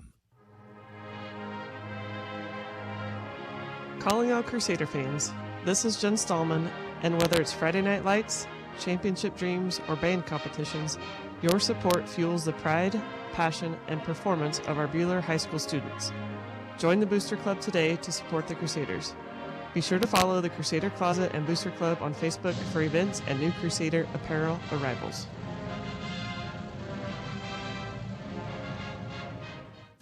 This message brought to you by your friends at Red Rock Auto Center in South Hutchinson. Many of us have lived in the same place for years, and yet we don't even know our neighbors. Make the first move and get to know your neighbors. Invite them for a cup of coffee, listen to their story, and take the time to get to know them. For all your service needs, you can find Red Rock Auto Center at 200 North Main Street in South Hutchinson, or visit us at redrockautocenter.com. Red Rock Auto Center. We're here when you need us. And back here at halftime on Senior Night at Crusader Stadium tonight, our This Week in Crusader Sports, as we focus in on cross-country league yesterday. And both our JV and varsity squads swept the league meet in Wichita. Our varsity champs, we've got Corbin Starkweather and Gavin Lindahl here with us at halftime tonight. Corbin, let's, I guess, first place for you with a 1922.39. And a pretty nice kick there at the end to catch the circle girl in front of you. Just talk to me about that finish. Well, I knew I'd have to kick it in order to get there. So I got the sign from my coach to go, and I sent it. Yeah, absolutely. You guys did very well as a team. Izzy Friesen was there in the third. You kind of stacked several kids up in that top 14. Talk about your team a little bit. You've got a lot of young kids running behind you, just how you've seen them kind of develop as the years gone along, and seems like you guys are getting stronger at the right time. Our team is very young, but it's very strong too. It's been cool to see the younger freshmen come in and learn how to run the race, and they've been doing really good. Got a good, strong team to qualify and hopefully qualify and compete at state. Absolutely. The boys race, Gavin, you finished second at 16:34.92, just behind Caleb Mueller. Talk to me about your race, and it seems like things are coming together for you here late in the season, maybe at the right time. You PR'd at Sterling last week, and so running well here at the end of the season. Yeah, for sure. I think I came off a good race last week, and it was kind of long week this week because I felt kind of tired coming in this week, but I persevered throughout the race and gave it what I had. Absolutely. You guys are coming off this incredible stretch of 7 top 2 finishes at state. Lost a lot of experience, though, off last year's team. And how do you feel about this squad? And obviously some guys are going to have to run some really fast times here in the postseason to keep that streak alive. I feel pretty good. I feel like we need to be more organized and consistent. Corbin, talk to me about this, the record you set last year, obviously broke the school record, and then you broke it again last week at Sterling, I think in 18:49 is what you ran. How long have you kind of been focused on grabbing that record? Is that something that you've wanted to try and do for a long time? Well, last year when I first got the record, I remember just joking about it. I was like, oh, I'll go get the record today. And I really didn't think I was going to. And then it just kind of happened. I ran as hard as I could and hoped no one was behind me. And then this year, it was definitely something I had on my radar. And I was hoping to break the record and PR again. So I knew I had to go hard from the start and just run my best. Gavin, let's talk numbers for you. Your PR at Sterling was a 15:41. A couple of big numbers hanging out there all the time. One of them is your brother's. You got those numbers circled? Something you think by the end of your senior year, maybe you can get to that point? Yeah, I'm not so concerned about time. I'm more concerned about long-term progression. So if it comes, it comes. And if I don't reach it, I'm not super concerned. The postseason, we talk about regionals coming up next week. Interested to hear from you guys. Not a lot of PRs get set on our course. What makes it so tough? I'd say the footing is something that throws a lot of people off. It's also not very shaded. But for our own people, it's pretty nice to have all the people who come and watch and support and cheer us on. Absolutely. Good to have that home crowd. Appreciate your time. Congrats on a successful year so far, and good luck at regionals. Thank you. Thank you. All right, and the regional cross-country meet coming up next Saturday. That's a week from tomorrow at Prairie Ridge. The 4A regional will go first at 10 o'clock, and then also hosting a 1A regional beginning at 11:10. Talking Buhler cross-country, our This Week in Crusader Sports. We've got postseason golf and tennis going on as well. We'll come back and talk about those sports right after this. From their beginnings in 1989, WIFCO Steel Products has grown to be the premier supplier of storage tank hardware in the U.S. and Canada, and they're still growing. Apply today at WIFCOSP.com. WIFCO Steel Products, the experts in steel fabrication. At Mid-Kansas Credit Union, we live by our motto, grounded in the past, growing for the future. We are a full-service credit union with offices in Mound Ridge and Buhler. Mid-Kansas Credit Union would like to wish all the athletes the best of luck as they compete this season. 1947. It was the year the McKenzie Paint and Body Shop opened for business. That's over 70 years they've been serving the Mid-Kansas area with quality workmanship, excellent refinishing, paint, and restoration. McKenzie Paint and Body Shop specializes in foreign and domestic vehicles. Insurance claims are welcome and 24-hour towing and recovery service is available. At McKenzie Paint and Body Shop, they take the dents out of accidents. Just over the bridge at 45 Kansas Avenue in South Hutchinson. Hi, this is Lucas Sawyer, Market President with Community National Bank and Trust. Community National is a Kansas-based bank focused on our customers and growing the communities we call home. With over $2 billion in assets, 40 locations, CNB&T has the resources and technology to make your banking even more convenient than before. Stop by one of our banking centers in Stafford, Buhler, Inman, or Hutchinson today, or check out mybankcnb.com. Member FDIC, Community National Bank and Trust, your community bank. And we continue with tonight's This Week in Crusader Sports. One final cross-country note. In addition to sweeping the league championships yesterday, Coach Curtis Morgan was named AVCTL Division III Coach of the Year. State tennis today and tomorrow happens at Harmon Park Tennis Complex in Prairie Village. Buhler qualified 2 singles and 1 doubles entry for state. Sophia Spiess won her opening round match in singles play today as a 2-seed, 6-0, 6-0 over Sarah Vale of Independence. She faces Collegiate's Natalia Sad in the quarterfinals. Meanwhile, Gabriella Gillespie dropped her opening round match and falls to the backside of the tournament to face Chapman's Josie Bear. On the doubles side, Emily Allen and Connie Bradshaw draw the 7-seed. They play their opening round match today against Leighton Kuhn and Alexandria Rodriguez from McPherson, with a spot in the quarterfinals up for grabs. Girls Golf will take their turn at state on Monday and Tuesday at Cary Park Golf Course in Hutchinson. The Buhler girls finished second to McPherson in their sub-state tournament on Monday, where Annika Paulsrud medaled in third place individually. Buhler soccer fell 4-0 last night at home to Salina South, now 7-8 on the season. The Crusaders will host Berean Academy on senior night next Tuesday, and that finishes out the regular season. Buhler volleyball was swept by Rose Hill and Circle in Rose Hill yesterday. They conclude the regular season in tournament play coming up tomorrow at Abilene. The Buhler High School Marching Band placed second overall and won several caption awards at last Saturday's Olathe Marching Invitational. The band will conclude their competition season tomorrow at the KBA Open Class Championship held at Emporia State. Buhler marches in prelims tomorrow morning at 10:15. A reminder to join Coach Warner and myself every Monday night for our Crusader Coaches Show. We're live from AJ's Sports Grill inside the alley at 6:30. We'll talk about tonight's game versus Winfield and look ahead to the regular season finale coming up next Friday against McPherson. We'll talk first half numbers. Our Dix Phillips 66 first half Phillip coming up. This is the Community National Bank and Trust halftime report on HKFM.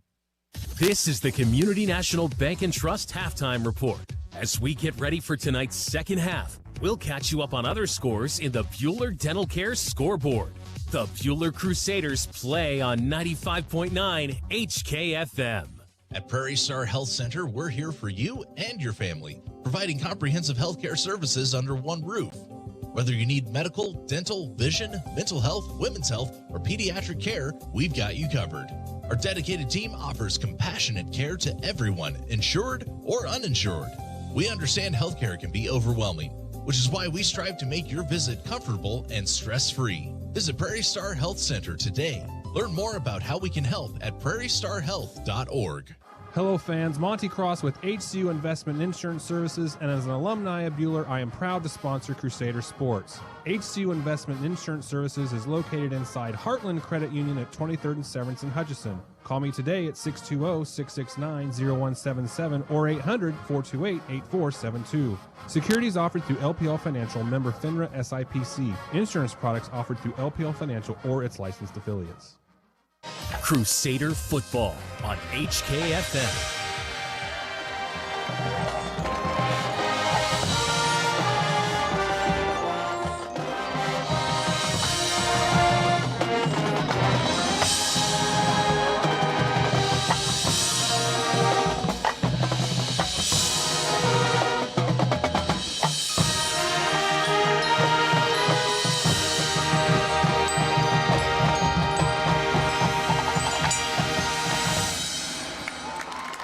A little of the audio at halftime of our Crusader marching band. As you heard in our This Week in Crusader Sports, they will compete coming up tomorrow at the Kansas Bandmasters Association Open Class Championships. They are the only 4A school to compete in the competition, along with the other 5 and 6A bands that'll be there in Emporia tomorrow.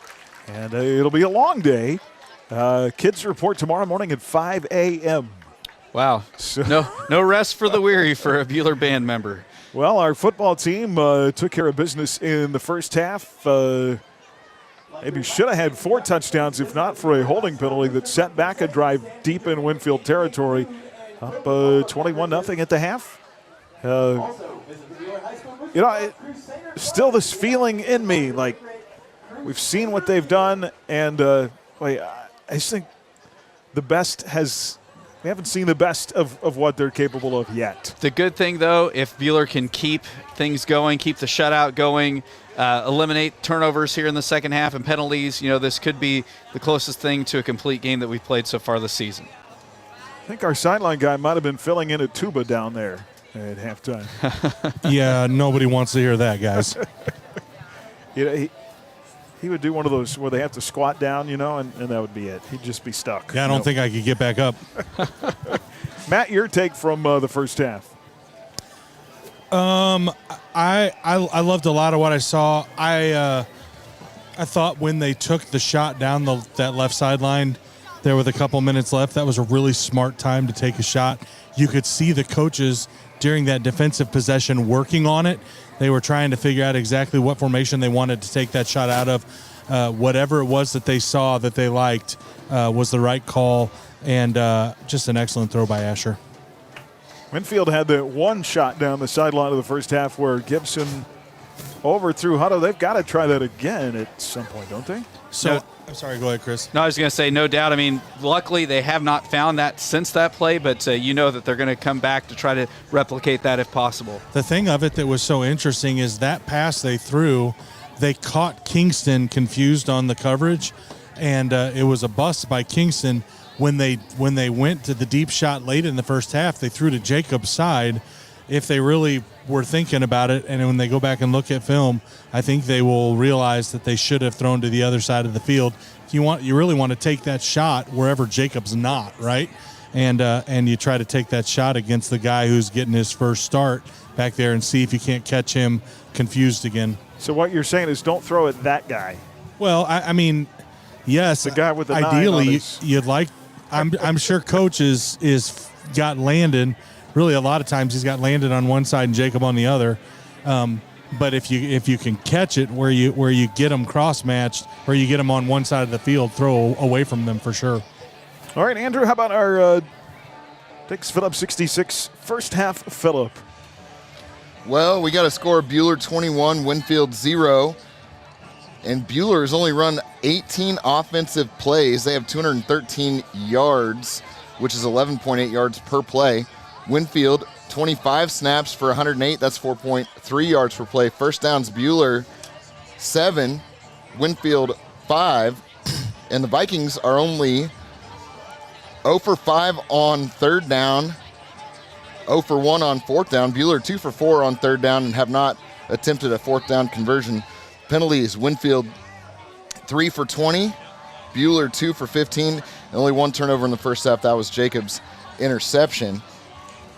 On the ground, Winfield, 16 carries for 62 yards. That's 3.9 yards per rush. Kellen Gibson, the quarterback, he's got 9 carries for 42. He leads the way for the Vikings. Buhler, just 14 attempts for 92 yards. That's 6.6 yards per carry on the ground as a team. Ben Klaus leads the way with 9 carries for 77 yards and a touchdown, so he's averaging 8.6. Good start, just not a whole lot of totes for Ben so far. Passing, Kellen Gibson for the Vikings, just 5 for 9, 46 yards, 1 pick. And then for the Crusaders, only 4 passing attempts for Asher Zachary, but he was 3 for 4 for 121 yards and 2 touchdowns and no picks. That's good for 30.25 yards per attempt. Jake Miller has a 33-yard touchdown. Landon Martinez a 69-yard touchdown. Max Harmony adds another catch for 19 yards. Jacob Miller, 6 tackles defensively. He has 1 interception. Jackson Rumbaugh added 5 tackles and a sack. Jacob Burklow, 4 tackles. Asher McConaughey, 4 tackles and 1 TFL. Noah Hayes, 3 tackles and a pass breakup. Max Harmony, 3 tackles. Jackson Pratt, 2 tackles and 1 sack. Landon Martinez had 3 punt returns in the first half for 67 total punt return yards. That's 22.3 yards per return. So Crusaders 21, the Vikings 0 at halftime. All right, tonight's Dix Phillips 66. First half, fill up on top tier gasoline, snacks, and more. Dix Phillips 66. There's some rain predicted in the forecast tonight. Only about a 35% chance, though, I think, before the end of the game, and not really seeing anything on radar at this point. So hopefully we can manage to keep the rain away. Buhler will have the ball to start the second half here, as the Vikings will kick off toward the north end zone. There is a lot of rain up in the Kansas City area, though, tonight, so can stay there until the end of this game. 21-0 Crusaders. Aaron West, Chris Shang, Matt Atherton with you from the Allen Samuels broadcast booth. And there's the kickoff. It's going to be bounced short at the 17, picked up, returned up the middle. Big hole at the 40, 45, 1 man to beat. It's Landon Martinez with a kickoff return. No flags. Touchdown, Crusaders. Great job by Martinez, just being patient, waiting for the hole to develop, and then once he saw it, hitting the afterburners and taking it to the house. Martinez with 2 big plays scoring this evening. Hey, I have some, earlier Matt was saying don't throw it at Jacob Miller. Don't kick it to that guy. Kick at Martinez with your own risk. It's kind of surprising to me that teams continue to do that. You think they'd just start kicking away from him. No kidding.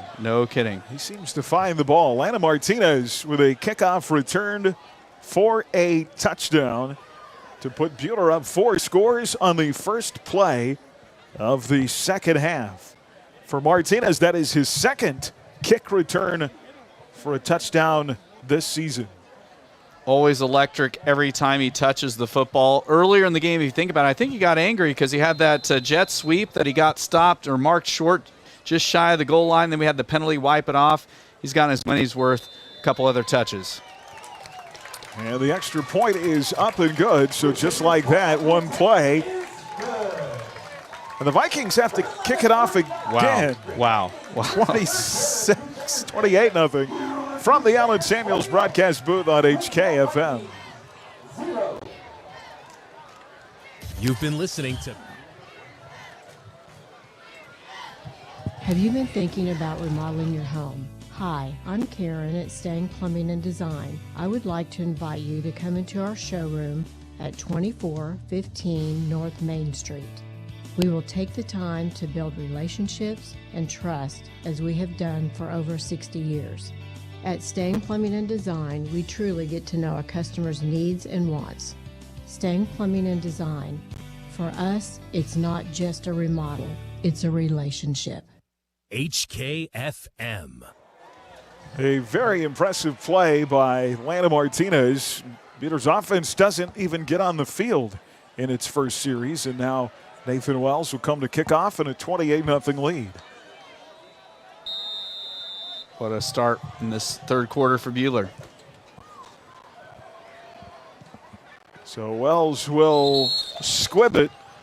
That's his shortest kick of the night, as the Vikings are going to fall on it at about the 46-yard line. Those guys up front don't ever expect to get the football on a kickoff. No, when you're a frontline guy on a kickoff return, you are typically there for your blocking ability and not for your ball handling ability. So you're just preached into your head. Make sure you recover, don't give it back possession. How many times on Saturday football have you just yelled, fall on it, fall on it, fall on it? Get possession. Just fall on the ball. So Winfield will start its first series of the second half, trailing 28-0. And Gibson finds Hutto, slips past one defender, and then gets drugged down by Lana Martinez, but not before they get the ball deep into Buhler territory, up at the 38. A nice throw from Gibson to Hutto. Yeah, Winfield, they had some success throwing the ball there late in the second quarter, and Hutto, a dangerous receiver, picks up their first down of the second half. 16 yards and a new set of downs. They just haven't been able to finish any of those drives. Yes. Buhler was able to turn them over there to end their last drive. Receiver in motion left to right here on this first down play, and an inside carry. This is the young sophomore. They really like him. Elijah Bergson, 6'1", 170, to the left side, just shy of the 30, and tackled at the 31-yard line for a gain of 7. Yeah, and visiting with their radio crew before the game, they were talking about how Bergson is a really special player, but he's just a sophomore, so just needs a little bit more seasoning before he becomes a big play threat. Second down and 3.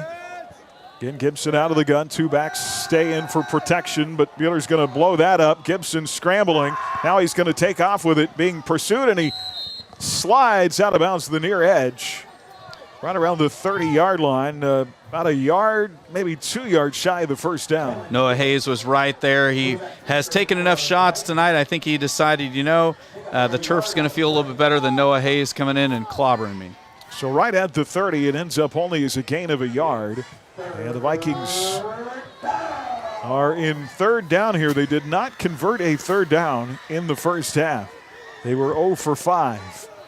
It's kind of interesting at this point. Winfield has all of their skill position players running over to the sideline to take the call. It's not leaving them a whole lot of time. Yeah, just 4 on the clock here as they snap the ball. Gibson to throw, has a man, and he holds on. Is it enough for the first down? I think it is, by about 2 yards on the far side. A slot receiver, when they've needed yards, they've gone to Tag over there on that left side. Yeah, and Tag is a big receiver. He's somebody that has pretty sure hands and a big frame there at that 6'3". Moves the ball up to the 26 and a gain of 4. Guys, I don't know that I can remember a time where you have all of the skill position guys go to get the play right from the coach together. That is unique. 2 receivers right, 1 left. I'll put the slot guy in motion right to left. Gibson rolling across that motion and scrambling. 1, 2, 3, 4 Crusaders whiff. Then he comes back across and throws low and incomplete at the 20. I mean, he ran from the snap of that ball all the way to the right sideline and then all the way back to the far sideline before he finally let that ball go. Well, when he rolled to his right, he stopped on a dime so quickly. Asher McConaughey is a very sure tackler. Asher got gummed up and fell backwards, kind of got juked, but great play there made by Gibson to keep the play alive. I can confirm down on the sideline that if the guys don't start tackling lower, coaches are going to have coronaries. Gibson tough to bring down. So second down here and 10. Boy, they're going to get him this time. There's no missed tackle Gibson got swallowed up. He had nowhere to go. Jax Pratt there for the Crusaders, as well as Jackson Rumbaugh. Yeah, Rumbaugh came off the far edge and just was not blocked. Jax Pratt there as well. Big sack, and now this really changes the calculus for Winfield as it's third and a long ways. Loss of 10. Back to the 36-yard line. Brings up another third down.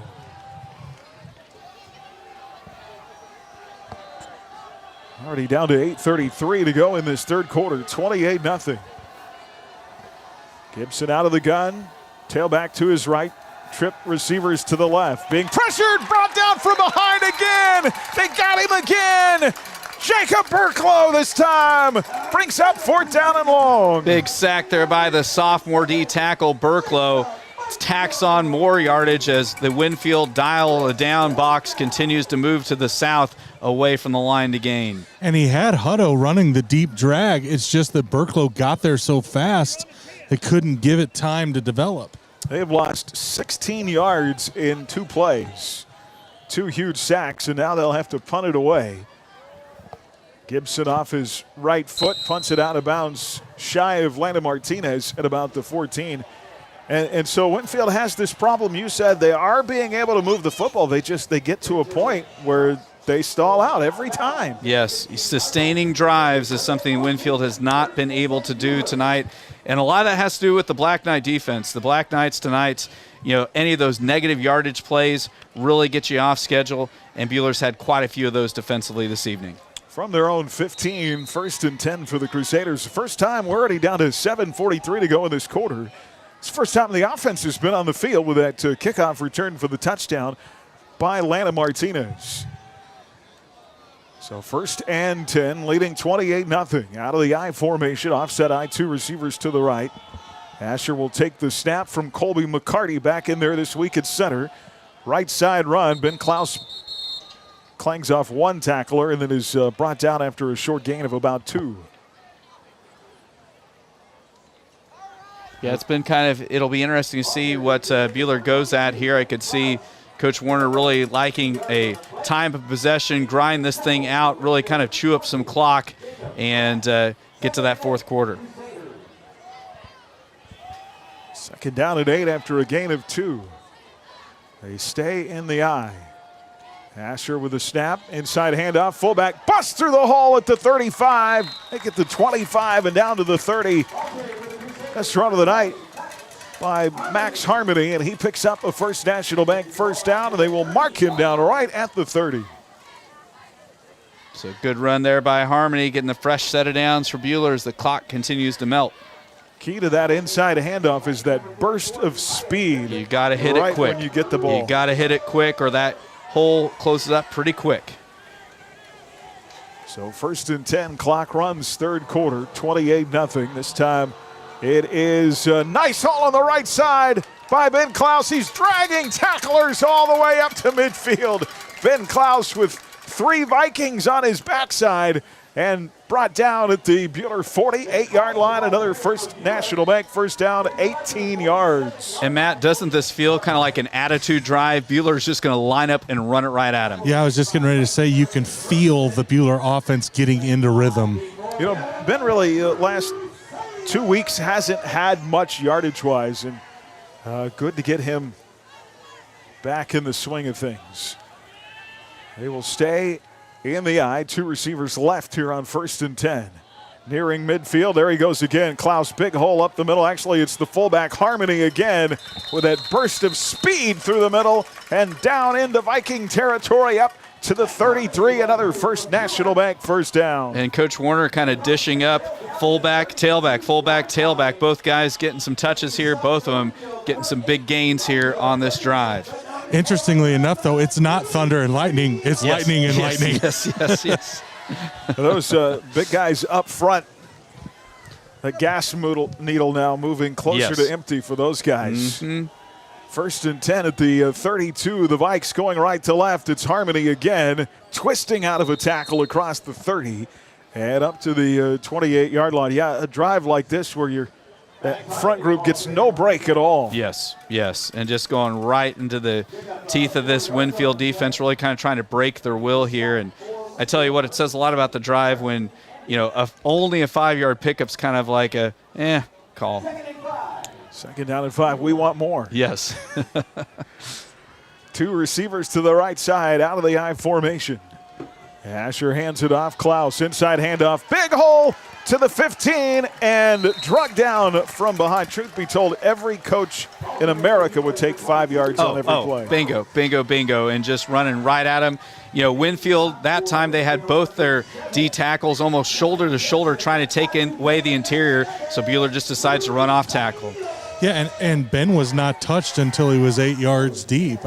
There's just, once he has that kind of time to get up to speed, you're really in trouble. All the way down to the 15, 1st and 10. Another First National Bank first down, 4:35 to go in the third, 28-0.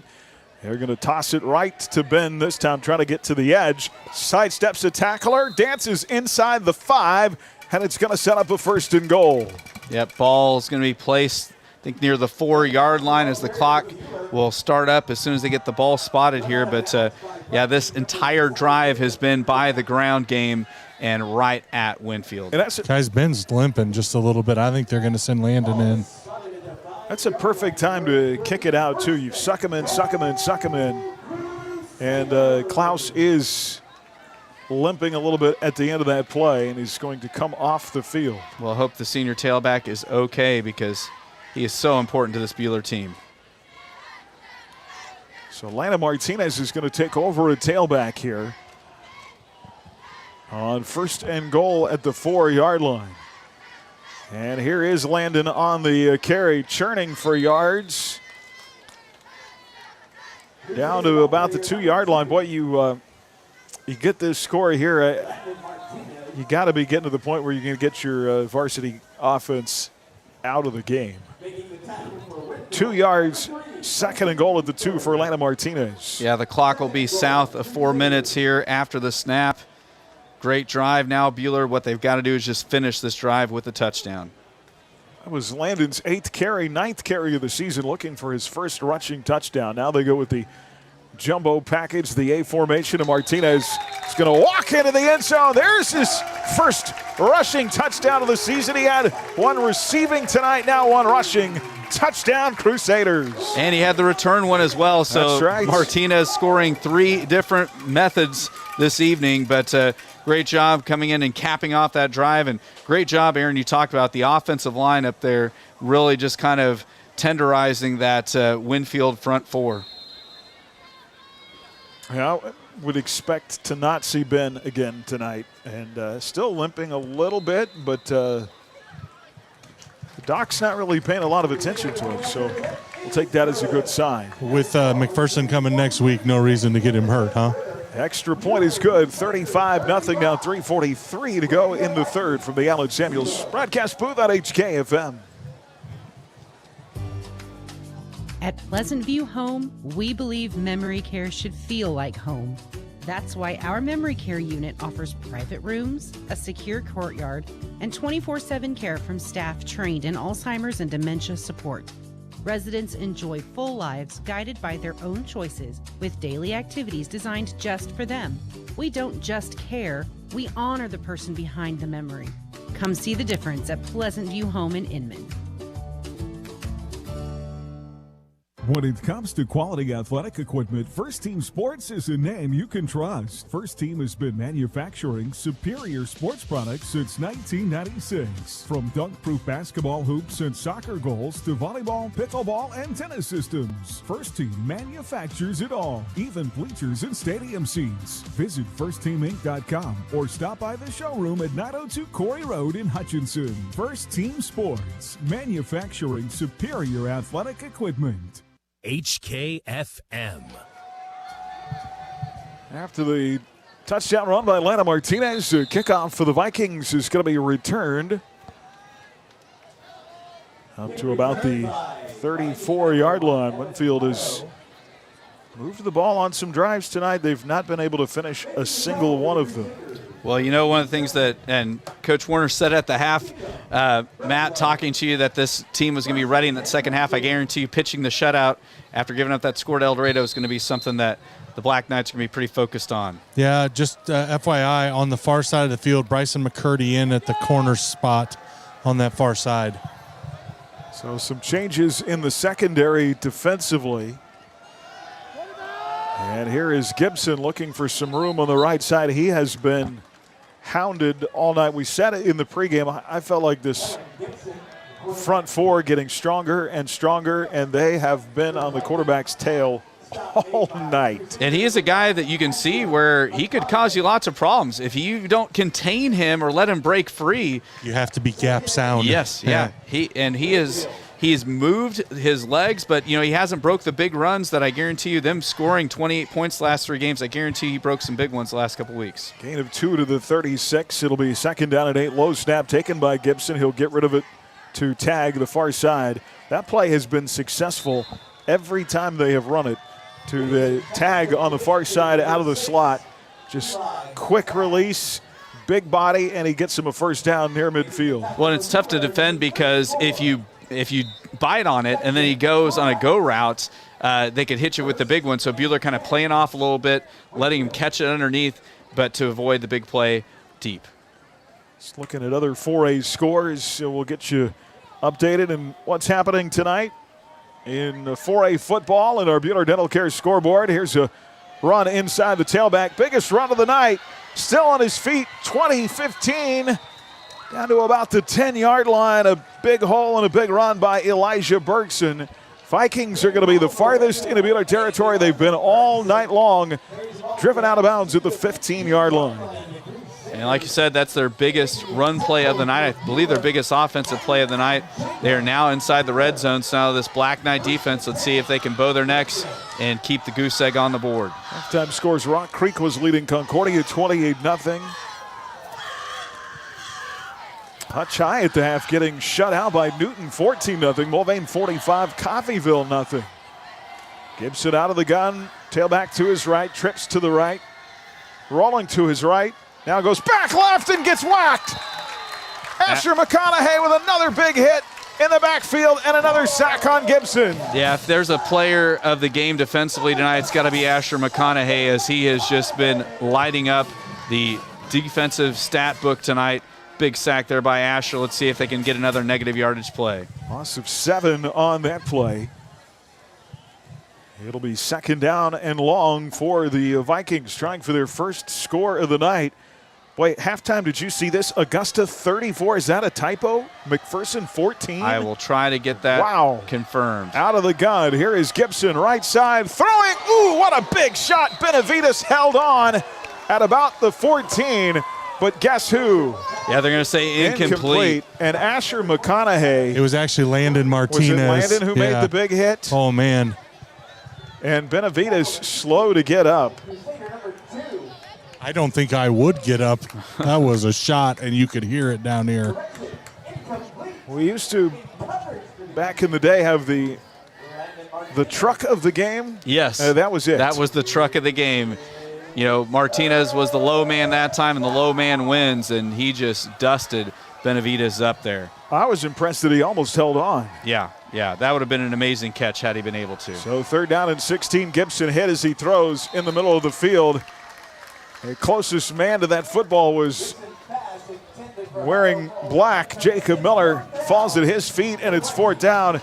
And, boy, Coach Cole's really dialing up all kinds of pressure on the quarterback. He wants that shutout, as every one of those Black Knights out there and this entire crowd wanting to try to keep Winfield with the big goose egg.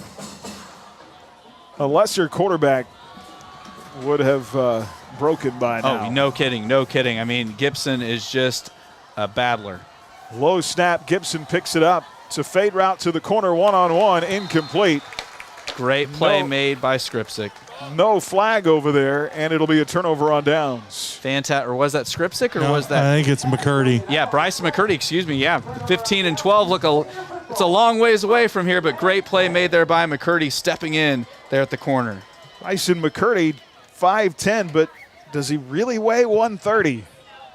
Maybe with his shoulder pads on. He's going to be a fantastic player in years to come. Of course, quarterbacks the JV offense. He rushed for a touchdown against El Dorado last week. Almost threw for one, if not for a penalty that called it off. Buhler's going to take over here at their own 21. 1st and 10 after the turnover on downs. There's another example. Winfield with a drive, and then it stalls out of the I formation. 2 tight ends here on 1st down, and all kinds of room for Landon Martinez. That's actually McConaughey. Asher McConaughey, on the carry. Well, in the modern day where there's these guys that play both ways at the Division I level, good to see McConaughey getting a little offensive action as he's had such a big defensive day. Hendricks Blackburn is now in a tailback. And Hendricks Blackburn, I believe, was our leading rusher last week. He in fact was. Up to the 32, gain of 11 there for Asher. And it'll be 1st and 10 out of the I. Right side run up to the 35. I just have a feeling it's going to be hard to stop the Buhler running game on this series. How much does that front group for Winfield have left? Yeah, I think it's going to be one of those things. Buhler just kind of puts the pedal down, tries to churn up clock, churn up yards, and just wear them down. Potentially one more play to go in the 3rd quarter, down to 42 seconds. 2nd and 7 at the 35. Zachary under center. They go with 2 tight ends, a single receiver split to the right side. This is Hendricks Blackburn, the sophomore backup JV tailback in there, and he piles his way in forward to the 39-yard line. And a gain of 4 more. And they don't have to snap the ball again here in the 3rd quarter. 3rd down coming up. Crusaders, this will be their first 3rd down try of the 2nd half. They were 2 of 4 in the 1st half. 35-0 at the end of the 3rd. Crusaders leading on senior night from the Allen Samuels broadcast booth on HKFM. Midway Motors offers the most convenient way to service your vehicle with our pickup and drop-off service. Multi-point inspection video texted to you so you can see what the technicians are seeing, handy text approvals of proposed work, and even the option to pay through text. And if you decide it's time to sell your vehicle, we can appraise your vehicle and let you know what it's worth. Schedule your hassle-free service appointment today at midwaymotors.com. Midway Motors, for every mile of life.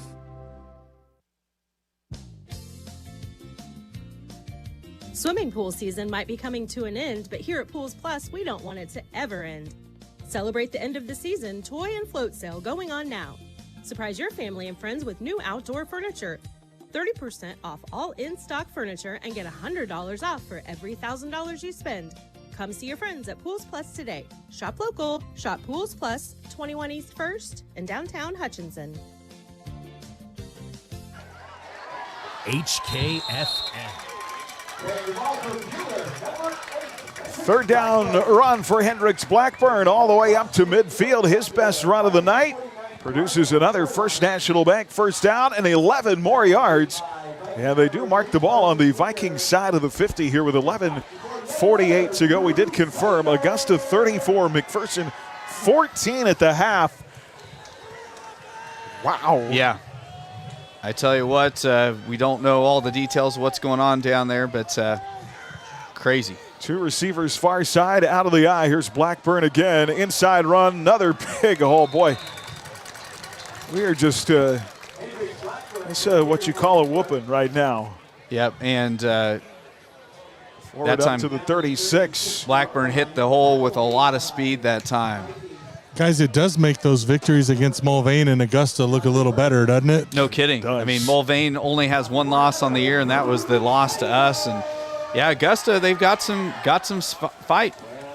We thought when we played them that was a team better than their record. Yep. Offset I, 2 receivers right on 1st and 10. They're going to keep it on the ground. This is Blackburn again. Up across the 20. Hendricks showing some fight here on this drive down to the 19. Another First National Bank 1st down back in the red zone for the Crusaders. Other scores at the half.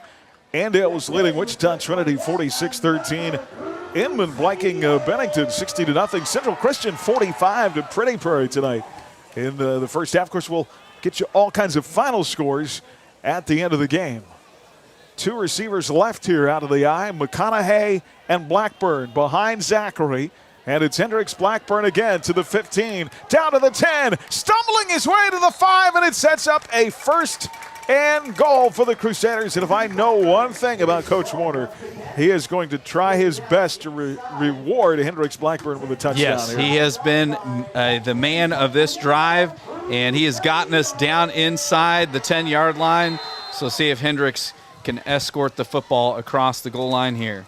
He was the leading rusher, as you mentioned, last week. The sophomore had 13 carries for 58 yards.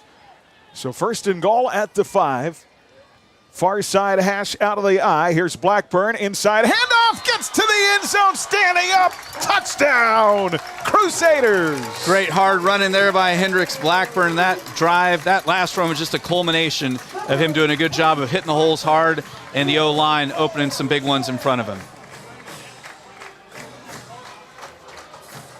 He's got some things to brag about to his buddies now after that drive. McCurdy will come on for the hold at the 10. This is Fletcher Westfall on the PAT. With 10:04 left in the game. It is all Crusaders. And that one... wide left. I don't know if what the miscue was there, but wide left, no good. 41-0. 10:04 left from the Allen Samuels broadcast booth on HKFM.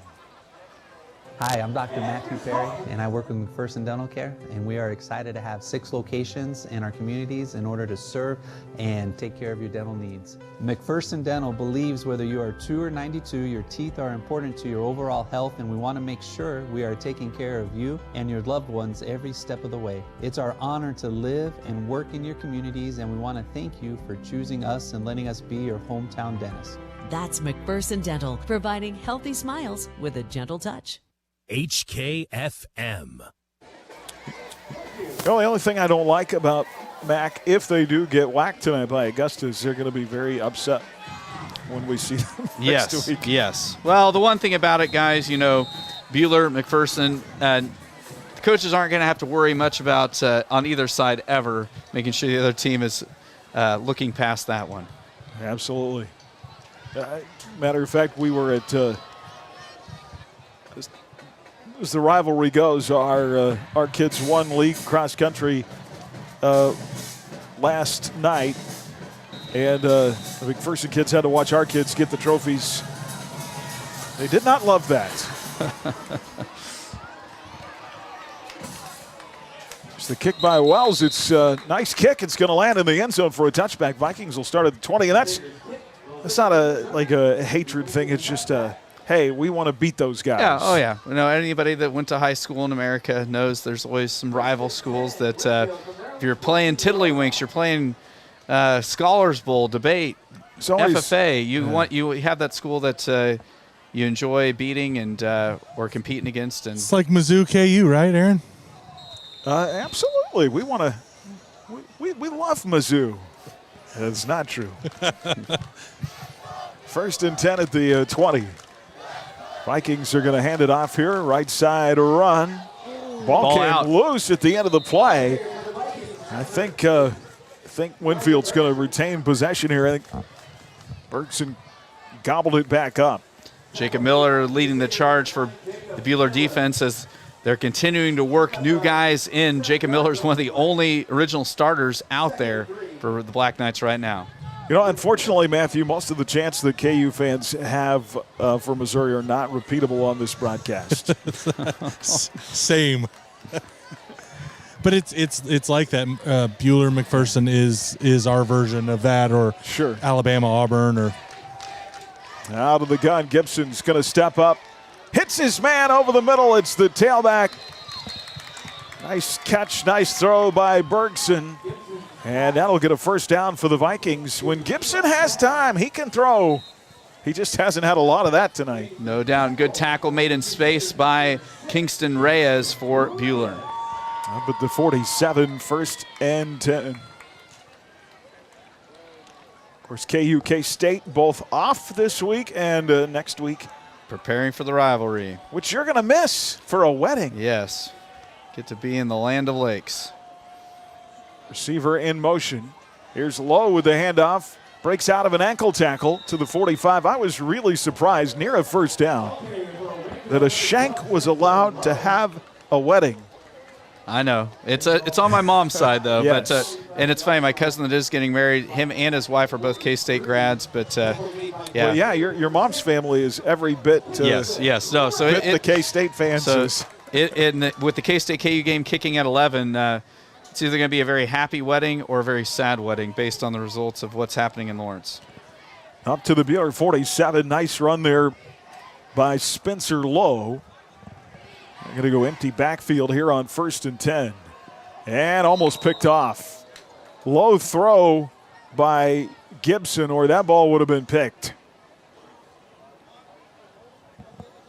Stops the clock with 8:17 to play. Is that Max Harmony over there who, if that ball had been a little bit higher. Got a lot of different guys rotating in now. So we'll try to keep working. McCurdy's in at safety with Reyes. Over here, the near side corners, Markel Crosby. Pump fake. Gibson's going to go the deep route, far sideline for Hutto. Tried that in the first half. He overthrew him. He tried it here. Same result, incomplete. Hampton Faulkner in on coverage as the far corner for Buhler. William Griffin checking in. So too on the line is Blake Morn. It's third down. Jacob Anderson is now out there for the Crusaders defensively. 2 is Nate Nugent. Karsten Seidel is in at linebacker on 3rd down and long. They're going to keep it on the ground here. Handoff. That had the look of a wave the white flag kind of play right there. Forward progress up to the 40-yard line. And it's going to be 4th down from there. Well, Monty Lewis, coach for a long time with the KCAC, he holds the all-time wins record at both Southwestern and at Friends. 2 teams in the same conference. And 2 teams that are having pretty good years this year. Of course, Friends, one of the top teams in all of NAIA this season. In his 5th season at Winfield, his 40th year coaching. Gibson to throw. On 4th down, he's got it far side, 1st down. Finds Hutto shy of the 30, drug out of bounds at the 32. Yeah, just a great play made by Evan Hutto as he got past the line to gain, got his hands up, was able to complete the catch, and Hampton Faulkner drug him out of bounds, but not after he got the 1st down.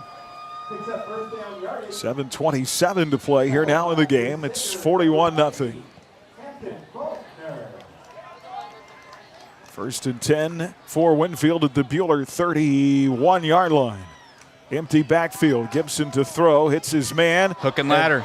Then the pitch to the guy on the far side to the end zone. Who is that? Is that Bergson? Touchdown, yes. Vikings. Yeah, they ran the hook and ladder that time. Hutto to Bergson. Yes, they just had Hutto kind of looking like he was going to do that little out route that they ran the play previously. And a well-rehearsed trick play that works there for Winfield's first score of the night. Similar to a play fans might have seen the Chiefs run a few times, so they'll hit tight end Travis Kelce, and then whoever the back is coming up behind him flips it for the additional yardage. So Vikings get on the board. The extra point here is up and good. Tristan Emerson bangs it through 41-7. 7:19 to go here in the game from the Allen Samuels broadcast booth on HKFM. All aboard for the spine-chilling adventure. October 24th, 25th, and 26th, the Hutchinson Zoo will be transformed into a realm of movie monsters for a heart-pounding encounter. Don't miss the Hutchinson Zoo's scariest attraction of the year. Prepare yourself for a journey on the Little Train of Horrors in collaboration with the Hutchinson High School Thespian Club. For more info and to get tickets in advance, head to hutchinsonzoo.org. Looking for something spooky to do? Check out the Hutchinson Zoo. HKFM. Back here from the Allen Samuels broadcast booth, Crusader football brought to you by First National Bank, by Rise Up Reno, by I Need a Cleaners, Holly Sweet Treats, and Apple Lane Animal Hospital. Well, a win tonight, and then sets up an opportunity next week for a outright league title. Yep, and it's one of those games that with McPherson kind of on the ropes, it sounds like down at Augusta. Like you said, Aaron, you can't look past McPherson, but basically the cool thing is Buhler will control their destiny going into next week as far as when it comes to the league title. Buhler still very much in play for a top 4 seed. Here's a tough thing about you get that 4 seed, you're guaranteed 2 games at home, but then you have a potential 3rd round game with the number 1 seed. And you'd kind of like to avoid that long as possible. No kidding. If you can, I mean, you got to play whoever it is eventually. But you want to try to set up your path to go as far as you can, avoiding some of the big guys. And it looks like Winfield's going to try an onside. The path of least resistance? Yes. I'm pretty sure Capon, Winfield, and Mac, or Mulvane, I'm sorry, Capon, Wellington, Mulvane will be the top 3 seeds. Wellington and Mulvane, they just don't play a tough schedule outside of 1 or 2 opponents. They end up squibbing it all the way back inside the 10. It rolls out of bounds at about the 7-yard line. And it must have gotten, oh no, good, the flag came out. Great heads-up play made there by Hampton Faulkner, not touching the football, letting it go out of bounds. So that way they get the penalty yardage, because if Hampton tries to field that and steps out of bounds, then you are pinned deep. Yeah, and that's such a scary one, because if it checks up and stays in, you got to make a decision really fast. But that thing just rolled on out, and coaches were pretty happy with him about it. So Buhler from their own 35, 1st and 10, 7:19 to go in the game. Bryson McCurdy is in at quarterback now. And the Vikings are going to stuff this 1st down run for a loss of a yard. Poor Hendricks Blackburn got swallowed up. Nate Nugent's going to come in at the fullback spot. Hampton Faulkner and Markel Crosby, couple of the receivers here now.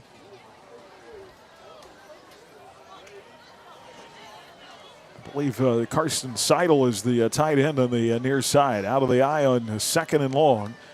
Nice hole right side. Blackburn near a 1st down. He got a good block on the right side. And he followed his fullback right through. Just shy of the 1st down by 2 yards up to the 43-yard line. That's a good block by Nate Nugent. A little kick-out block, and Blackburn cut right up in behind it. Blake Morin is up on the line now. Bronx Miller is checked in at a split end. Trying to get you some of the other, I believe Connor Vanesky's up there. It'll be 3rd down and 2 out of the eye. They're going to keep it with Blackburn. Breaks out of an initial tackle behind the line and then ends up no gain. Vikings say they have the football, but it's blown dead. Yeah, they're going to give him basically forward progress back to the initial line of scrimmage, so it'll set up a 4th and 2. Levi Gardner also out there on that line, and Crusaders are going to punt this away. And the clock continuing to melt away. It'll be probably around the 5-minute mark by the time Buhler punts it here. So just the 2nd punt for Dylan Skripczyk in the game. Crusader football brought to you by Bank of the Plains. This is actually Asher McConaughey punting. McConaughey punting. Plaza Astel Realty by the Bradbury Company, Prairie Star Health Center, and by Hutchinson Community College. And this goes out of bounds. Let's see where they spot this. Other side of the 30. What about the 27? Either 1 punt in the 1st half, now a punt here in the 2nd half. 5:12 to go in the game.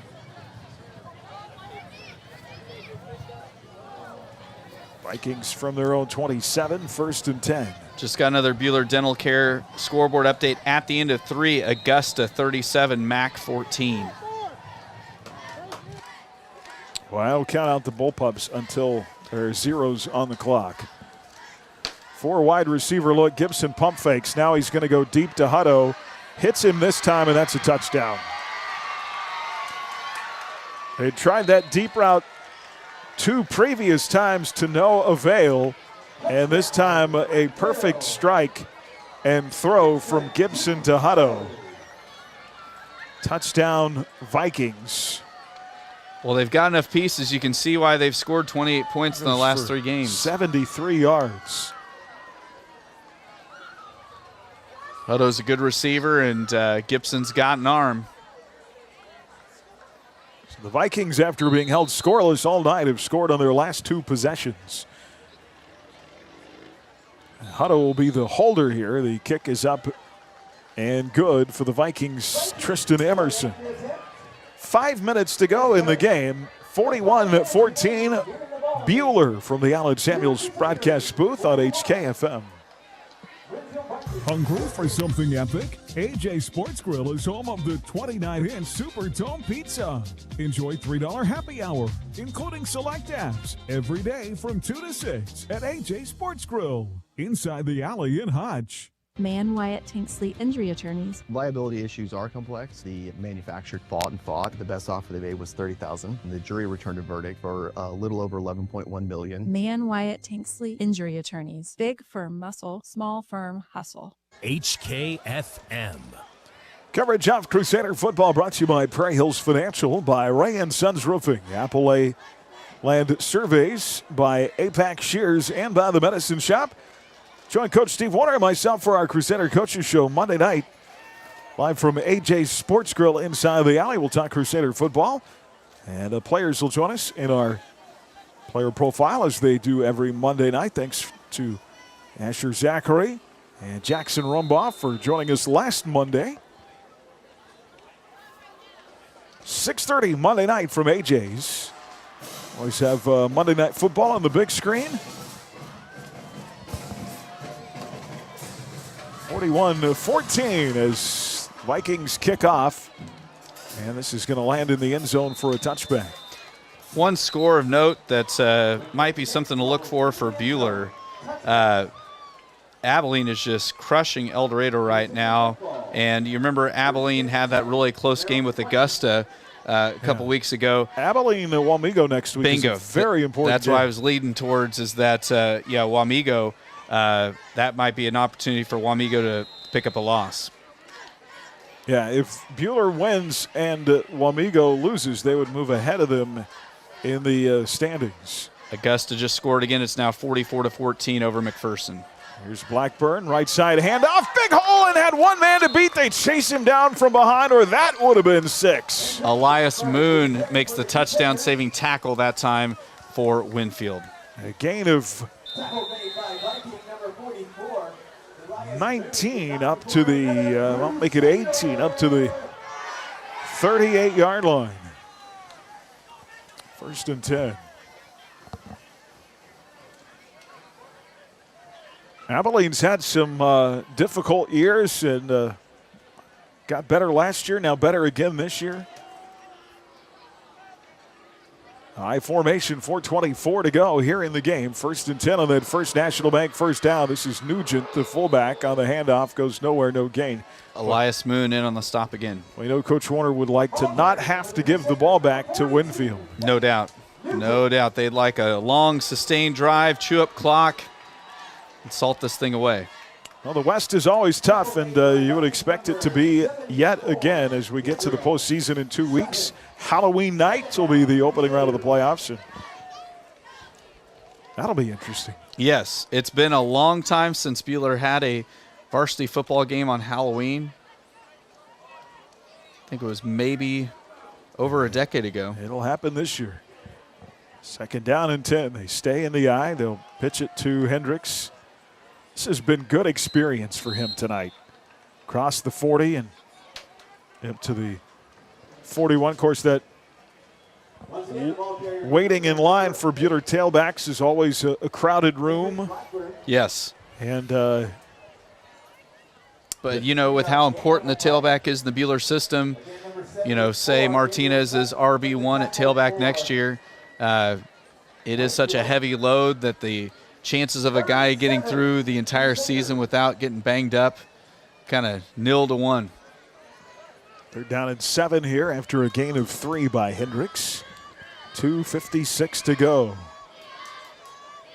And they're going to keep it on the ground. Hendricks trying to get to the outside, is met and tackled. A little extra after the play here. Winfield trying to signal that they got the fumble recovery, but the line judge on the far side signals 4th down.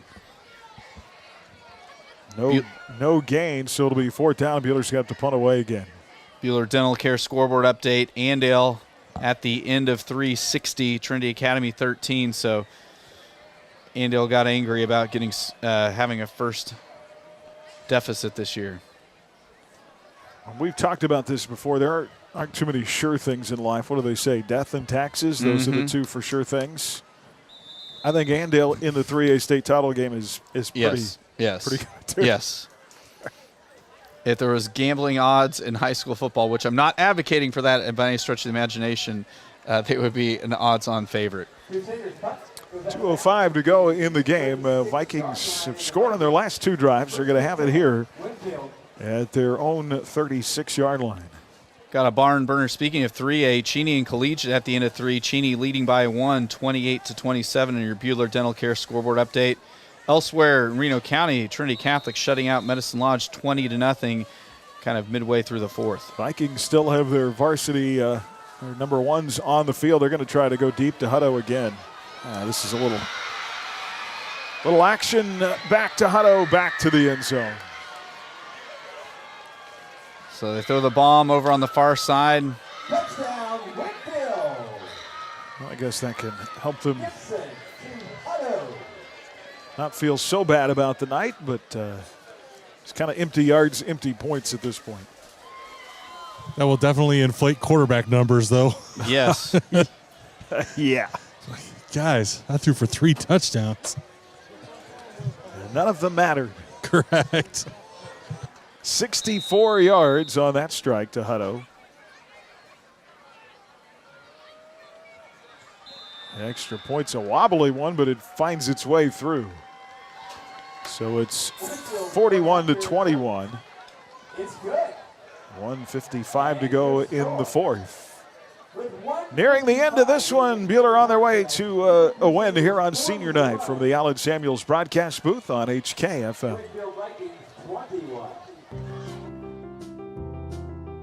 Hi, I'm Daryl Miller, and whether you are a small business just starting out or an established company looking to grow and expand, you need a partner who understands your current and future business goals.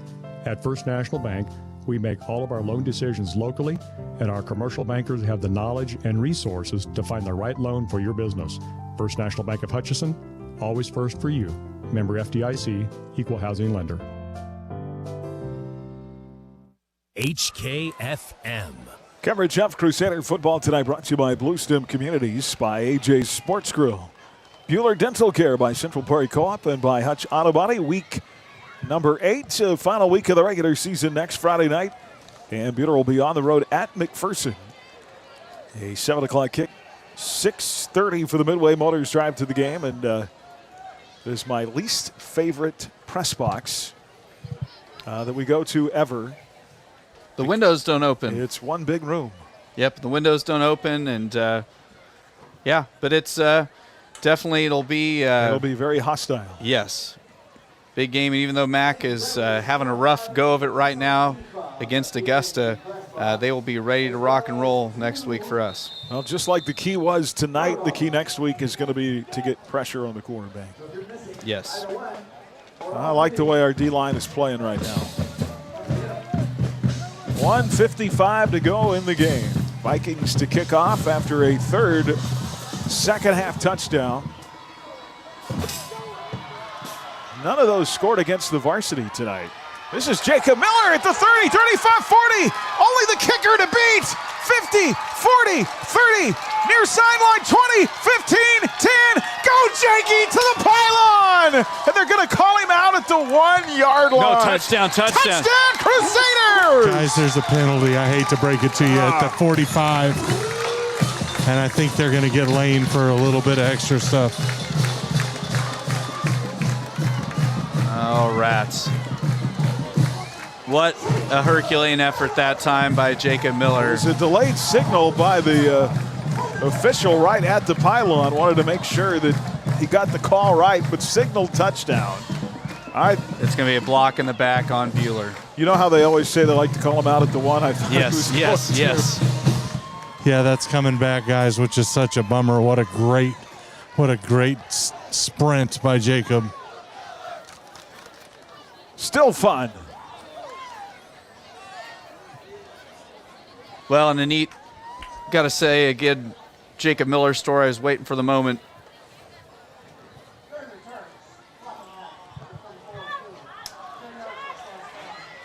But anyway, no, my Jacob Miller story, coaching youth football for Buhler. I've got a young man who wears the same number as Jacob Miller, and he had the opportunity to get to flag down Jacob as he's heading to the locker room last week, and all excited about a Buhler guy wearing his jersey and same number. And Jacob, so gracious with the young man, talked to him a bunch, and something that that kid's going to remember forever. And yeah, can't say enough positive things about Jacob Miller. Too bad his touchdown gets wiped off. Guys, it's the starting offense back in, offensive line at least. I think Coach intends to not give them the ball back. Here's Blackburn, starting quarterback back in. Zachary Hendricks Blackburn with a tough run to the far side. I think that's you're not getting the football back. Yes, and I think just some frustration with him continuing to throw deep over second and third string secondary members. You know that football coaches get their feelings hurt awfully easy. It's a very emotional game that takes a lot of passion to coach and play, and absolutely, I understand the frustration. Gain of 5, 2nd and 5. Max Harmony's back in there at fullback, so several of the starting members of the first string are back on the field. Hendricks staying in at tailback, shedding tacklers, but will be shut down. Trying to come to the near side at the 50 for no gain. That'll bring up third down, and I do not believe they have to snap the ball again.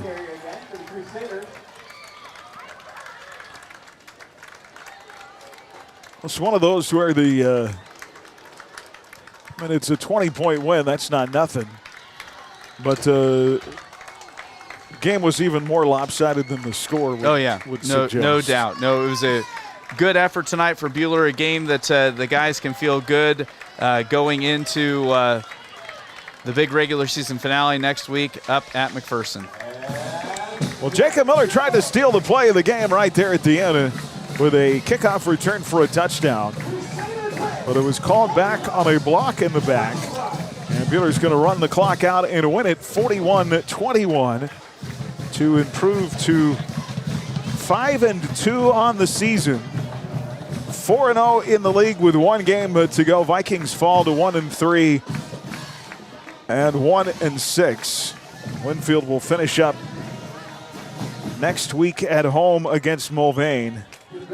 And I would, you bring me a Viking shirt next week and I'll wear it. Great if they could beat Mulvane. You think that McPherson, on their way to losing tonight, they would fall to 4-3 and 2-2. And so really, if that's the case, Mulvane was winning big tonight. It would come down to Buhler and Mulvane for the league title. Yes, so let's see if the Crusaders can get that league title in the last regular season game. At McPherson next Friday night for the regular season finale. Buhler wins it here tonight, 41-21. Stay tuned. Our Rise Up Reno Locker Room show begins next on HKFM. You've been listening to Buhler Crusader Football on HKFM. Stay tuned next for the Rise Up Reno Locker Room show. Stream Crusader Football on your smartphone with the Ad Astra Radio app. Crusader Football on HKFM. Kansas. Trust the power of blue for your CanCare plan. Families trust Healthy Blue for doctor visits and prescriptions. New and expecting moms trust Healthy Blue for pregnancy support. And Healthy Blue provides extra benefits for your whole family. Choose the brand Kansans have trusted for more than 80 years. Visit choosehealthyblue.com/KS for more details. Trust the power of blue. Crisis doesn't look the same for everyone. If you're overwhelmed, concerned about a loved one, or just need someone to talk to, Horizons Mental Health Center's mobile crisis team is here. We offer 24-hour-a-day, 7-day-a-week crisis support across 5 counties, by phone, in person, or via telehealth. No age requirements, no judgment, just real help when and where you need it. Call 1-800-794-0163 and ask for mobile crisis. Running a business is tough, but protecting it doesn't have to be. At DJ Kaufman Agency, we offer comprehensive business insurance that keeps your hard work safe. Whether you're a small startup or a growing enterprise, we've got the right coverage for you. From liability and property insurance to workers' comp and business interruption, our policies are tailored to fit your needs and your budget. Contact us today, 620-669-0410, or stop by our office in Hutchinson at 17 East 30th Avenue. DJ Kaufman Insurance is a member of the Trusted Choice Independent Agencies. Bank of the Plains, founded in 1906, has kept its tradition of serving fellow Kansans with integrity and innovation. Today, the bank continues to uphold these same values as they did 117 years ago. We'd like to visit with you in person, so please come by 517 East 30th in Hutch to learn more. Making your success simple. Bank of the Plains, an equal housing lender and member FDIC. Crusader football on HKFM. Well, back here on our Rise Up Reno locker room show. So you guys are always trying to get me into things that are going to embarrass me. We would never do that. I do think you should go down there and challenge J.C. Combs to a tuba off. Yes. That looks awful heavy. Yeah, those sousaphones aren't light. You know what? I'll do it if you try to tackle Ben. I was afraid you were going to say Jacob Miller. I mean, pick one. Well, so, there would, between me and Ben, there would be no collision because I wouldn't be able to touch him. So he might sit you down. We'll just set him in the cones like the old Oklahoma drill. I don't think I could get within 10 yards of Ben. So Make it a very small box. I mean, you talked us into it. I guess, Jacob. You would have to pick up the pieces of what was left of me after that was over. Oh. I mean, Chris, we're willing to try. Yes. I think we can. Maybe this sounds like a good fundraising opportunity. I'm telling you. That also means he's going to be gone next week, so you're calling the game by yourself. Well, thoughts on the win? There was lots of positives. I know, obviously, coach is going to be kind of frustrated on some of those long plays that they scored late, but it was against kind of the reserves and second string and third string guys. But the nice thing is, I felt like at times we inflicted their will offensively tonight, which was good to be able to see us line up and run right at them. When we needed to dial up the big play, using Martinez as the big guy to go to that pass right before the half. That's good because anytime there's going to be more pressure situations than that later this year. And so when you have that feeling of, okay, we can hit a big one if we need to, I think that's going to come in handy down the road. Well, when you add to that pass came right after Buhler came up with a huge defensive stop on a series where Winfield had actually pushed the ball down the field. If you'll recall, they went for it on fourth down, was around the 35-yard line, something like that. We get the turnover after a really good run by their quarterback, but able to get that turnover and first play. That's the old Mike Shanahan trick of like, you get the turnover, you go for the jugular right now. And boy, Asher threw just a dot to Landon, and then you get to bookend. That's Andy Reid's thing, right? You want to bookend to score on either side of halftime. No doubt. And you talk about just, we talked, a lot about Kellen Gibson tonight, their quarterback. That's a good player. Yeah. And Buhler was able to contain him. He was able to get some yards, but other than some of those late ones against reserves, didn't really hurt us through the air and on the ground. He's a guy that, man, if he gets to the open, he's a problem. And I think that containing an active quarterback like that is going to help us come later in the year. Well, and you can tell that we were, by the end of the game, in his head a little bit, how many high school quarterbacks get around the edge and then just slide, right? That's not a high school quarterback thing to do, but he was like, I'm not taking another pop from you guys, no way. And so he would get what he could get and get down. And, good on him for thinking like that, but also if McConaughey is sitting there or Jacob Miller, Asher, you guys said his name, it felt like every other play in the first half, especially if Asher's waiting there for you. He doesn't want to get hit by Asher anymore. Yep, the tone was set. Yeah. The tone was set. Yeah, definitely a break your will kind of night. Love with the defensive line tonight. Just brag on Noah Hayes in particular. He's just a fantastic kid and didn't have a spot in the summer. He's typically a linebacker, and they needed a guy at 2-tech. He said, I'll do it. And that line has gotten better and better and better, and they're going to need that kind of play again next week to beat Mac. Yeah, I love what you say about the defensive line. I thought Colby back at center settled things on the offensive line as well. I thought Colby did a really good job. And it allowed everybody to slide back to their normal spots.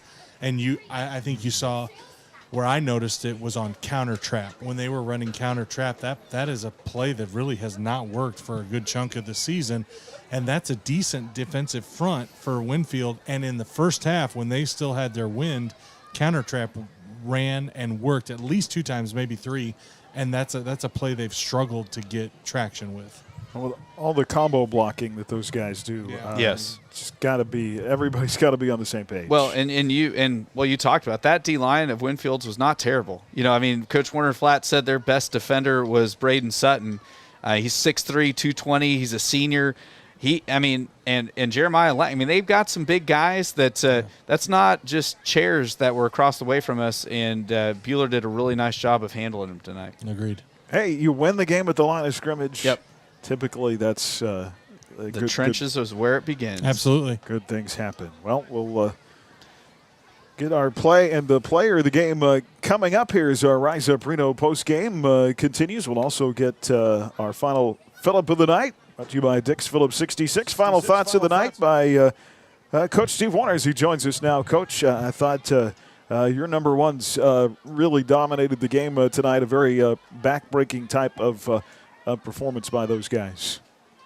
I felt like it was our best offensive performance, and the defense played outstanding.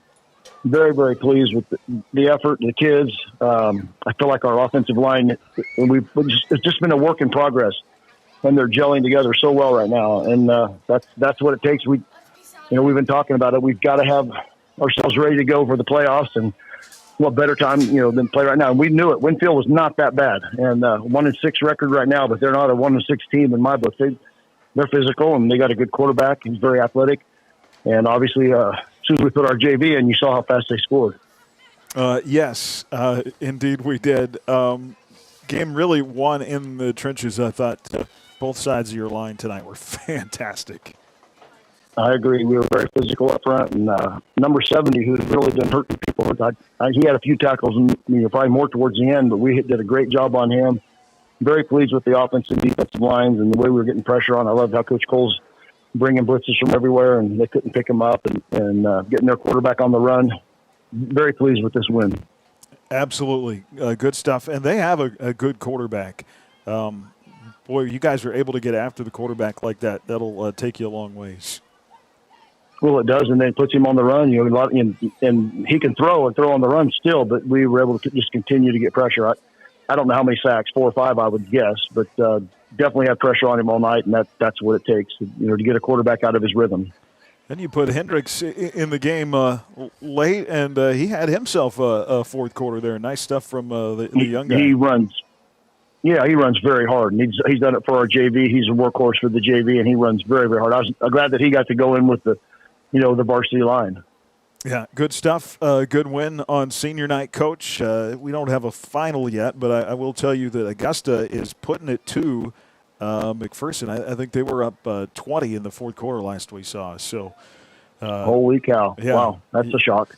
Again, you talked about Winfield being 1-5, but better than that in our league. Man, you better bring it every night, or somebody will beat you. Well, the next thing is McPherson will be ready for us because we're Buhler. We got that B on our chest, and they will be ready for us no matter what happens in this game. But sure would be nice to have them win or lose 3 games in a row. That'd work for me. It's now 5 minutes to go in the fourth. Augusta 50, McPherson 21.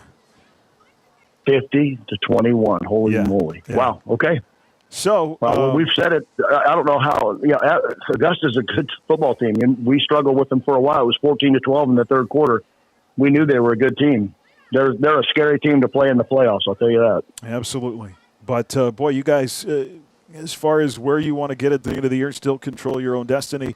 It starts with a chance to go to MAC next week and win the league title. Yes, without a doubt. That's what we want, the league title first, and then we'll look at the seeding, and all that will fall into place. All right, Coach, we appreciate your time. Congrats on the win, and we'll talk to you Monday at the Coach's Show. Thank you. All right. Coach Warner, you called it. He snuck in the scoring on our JV. Yes. Oh, well, well, there's a code in football. You know, and I know, Matt, you're more of a baseball guy than I am, and I know when I coach baseball, I infuriate people like you because I don't buy into all that, but I guess I buy into some of the football stuff. There's that bit of, if they sub down, do we sub down? And it's always hard. I mean, it's one of those things that because coaches have been on both sides, and so it's what I instantly, when I saw that ball go in the air on that last one, I looked to see what Coach Warner was doing, and they were mad. He was giving the look, and like in baseball, you hit my guy, then I'm going to hit yours, or blowing the perfect game or the no hitter with a bunt. Yes. I thought there was only codes in pirating, but I can tell you down on the field they were not impressed. Yes. There's things that I hear down there that we don't always talk about. but no, just as well. But I guess something big that we didn't talk about yet, guys. Another good thing about tonight. I know Ben got dinged up a little bit, but hey, a positive tonight. I think we got through tonight without any major. We haven't secondary injuries. Yes. Been able to say that very many. Oh, because it has been a year where there has been some, like, a lot of nights where you're like all happy, but then you think about, man, but so and so got hurt. So that's kind of a nice thing going into the regular season finale. That and hopefully Ben's okay. I don't think it's anything hopefully too serious. Yeah, he was walking around fine. They had pulled for a while Dylan Skripczyk out, but when they put their ones back in, Dylan went back in, and I know he's nursing a knee injury along. And they were trying to get him out if they could, but I mean, he's fine. Talked to Doc Lackey. He's fine. They're just trying to manage it as they're winding deep into the year. For sure cannot lose anybody else in that secondary. Yeah. So thoughts on play of the game for me, our Hub Brick Oven play of the game, home of the world-famous Brick Oven Pizza. Get your grub at the Hub. It would have been Jacob Miller's kickoff return for a touchdown, but because he got called back, we can't call that one. But the kickoff return by Landon was pretty the special. kickoff return, and then I keep thinking about the pass play, right to make it go 21-0 before the halftime break. It was a great throw by Asher, great route run by Martinez, and and that's a neat thing. Martinez scoring on a run play, a reception, and a kickoff return. I mean, Landon scoring 3 different methods tonight. That's something that doesn't happen every day in the game of football. And then our Wifco Steel Products Man of Steel tonight. We'll get to final numbers coming up. Wifco Steel Products, the expert in steel fabrication. Lean defense. Asher McConaughey had himself a night. We called his name a lot. It's one of those things statistically. It'll be interesting to see what statistician Andrew Epp comes up with. But, he was in on a lot of stops tonight. And, even down to the fact that, Kellen Gibson, who's a heck of a quarterback for Winfield, late in the game, or kind of in the second half when there was a chance that he had to try to juke McConaughey or run into him, slid. And that Gibson kid doesn't slide very often. So that Asher McConaughey, our Wifco Steel Products Man of Steel tonight. Crusader football brought to you by Mennonite Friendship Communities, by Quality Body Shop, Midwest Single Source, by American Family Agent Tara Hauschlauer, and by Pools Plus. We'll come back to wrap it up with our final fill-up and final scores after this on HKFM. Coming up on the Rise Up Reno Locker Room Show, we'll name tonight's player of the game and hear final stats in our Dix Phillips 66 post-game fill-up. Your home for Crusader football is HKFM. For the perfect Little Debbie limited time sip, stop by your locally owned Scooters Coffee to enjoy an oatmeal cream pie latte, topped with a soft mini oatmeal cookie from our bakery. Scooters Coffee, amazing people, amazing drinks, amazingly fast. Scooters Coffee in Hutchinson, McPherson, Salina, and Abilene. Taking your motorcycle out this weekend? This is Janet Dick, inviting you to stop by our locally owned Dick's Phillips 66. At Dick's, we offer the non-alcohol premium fuel your bike prefers, grab-and-go food options, and friendly service. Every journey begins with a stop at Dick's Phillips 66, 4th and Stevens in Hutch. From the first heartbeat to breathing easier and life-changing triumphs, healing every step of the way, strengthening your future, with advanced imaging and labs for precise answers, and compassionate care every step of the way, because every moment of health matters. Hutchinson Regional Medical Center, caring for every chapter of your life. Hi, I'm Hallie. I'm Carly. I'm Avery. I'm Morgan. In Reno County, our kids are our future, but to grow strong, they need guidance, encouragement, and connection. The Rise Up Reno Prevention Network is working every day to give youth the tools to make safe choices, build resilience, and know they're never alone. From school programs to community partnerships, we're creating a place where every child feels supported and ready to lead. You can be a part of the change. Join us at riseupreno.org to learn more. Together we soar. Do you have the right financial advisor to help you reach your goals? Ameriprise Advisors can provide personalized, goal-based advice to help you feel more confident about your financial future. Call me, Zach Trump, with Prairie Hills Financial Group of Ameriprise Financial Services at 620-663-7478. Office is located at 1724 East 30th, Hutchinson, Kansas. Ameriprise Financial cannot guarantee future financial results. Ameriprise Financial Services, LLC, member FINRA and SIPC. Crusader football on HKFM.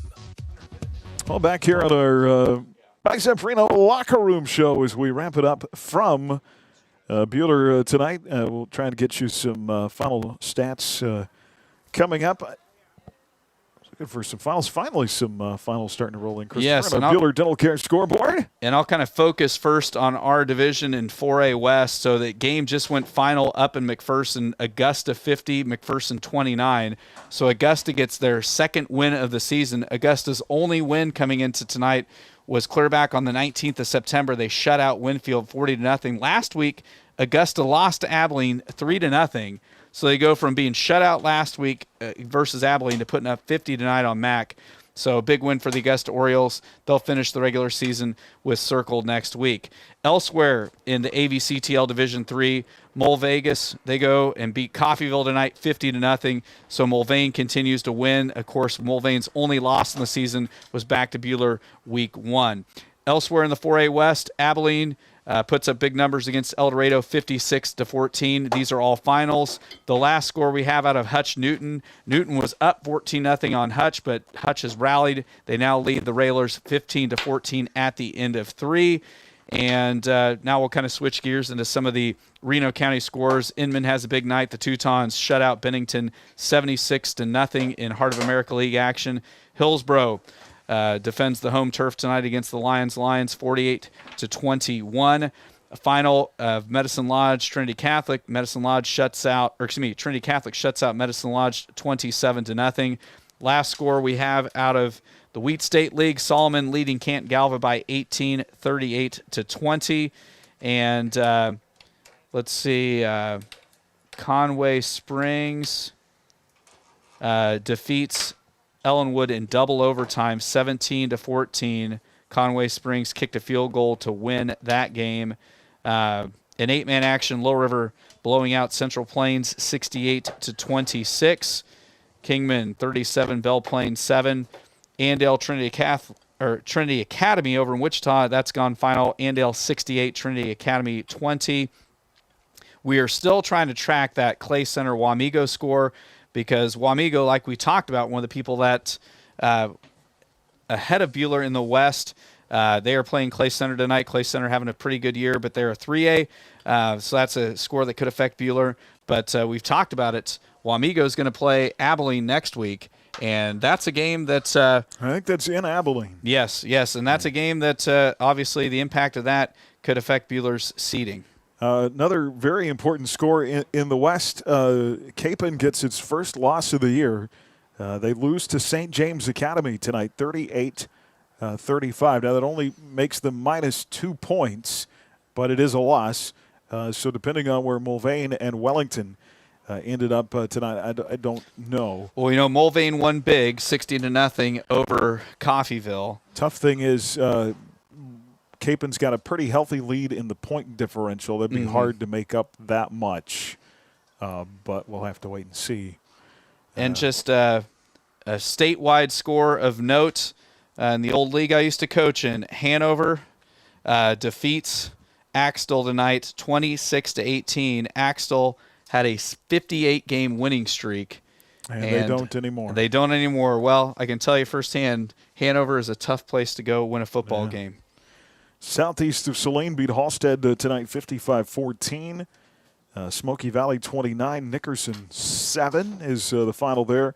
Don't have a final in on Sterling South Sumner yet. Those are a few of the final scores we've been able to gather up for you, but it's all going to come down to next week. Mulvane did beat Coffeyville tonight 60-0. So Mulvane stays unbeaten with a week to go.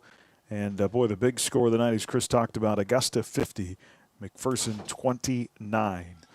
All right, we're going to go with our final. They've turned the lights out here at the stadium, so it's just us and a few bugs that are left. And our favorite Husker. Yeah, we could talk about better things than that. But let's get to our final Dix Phillip 66 Phillip of the night. Andrew, final stats, please. 41-21 ended up being the final score. 21 points for Winfield all came in the fourth quarter. Buhler did still outgain Winfield 413 to 377. Buhler had 17 first downs to Winfield's 14.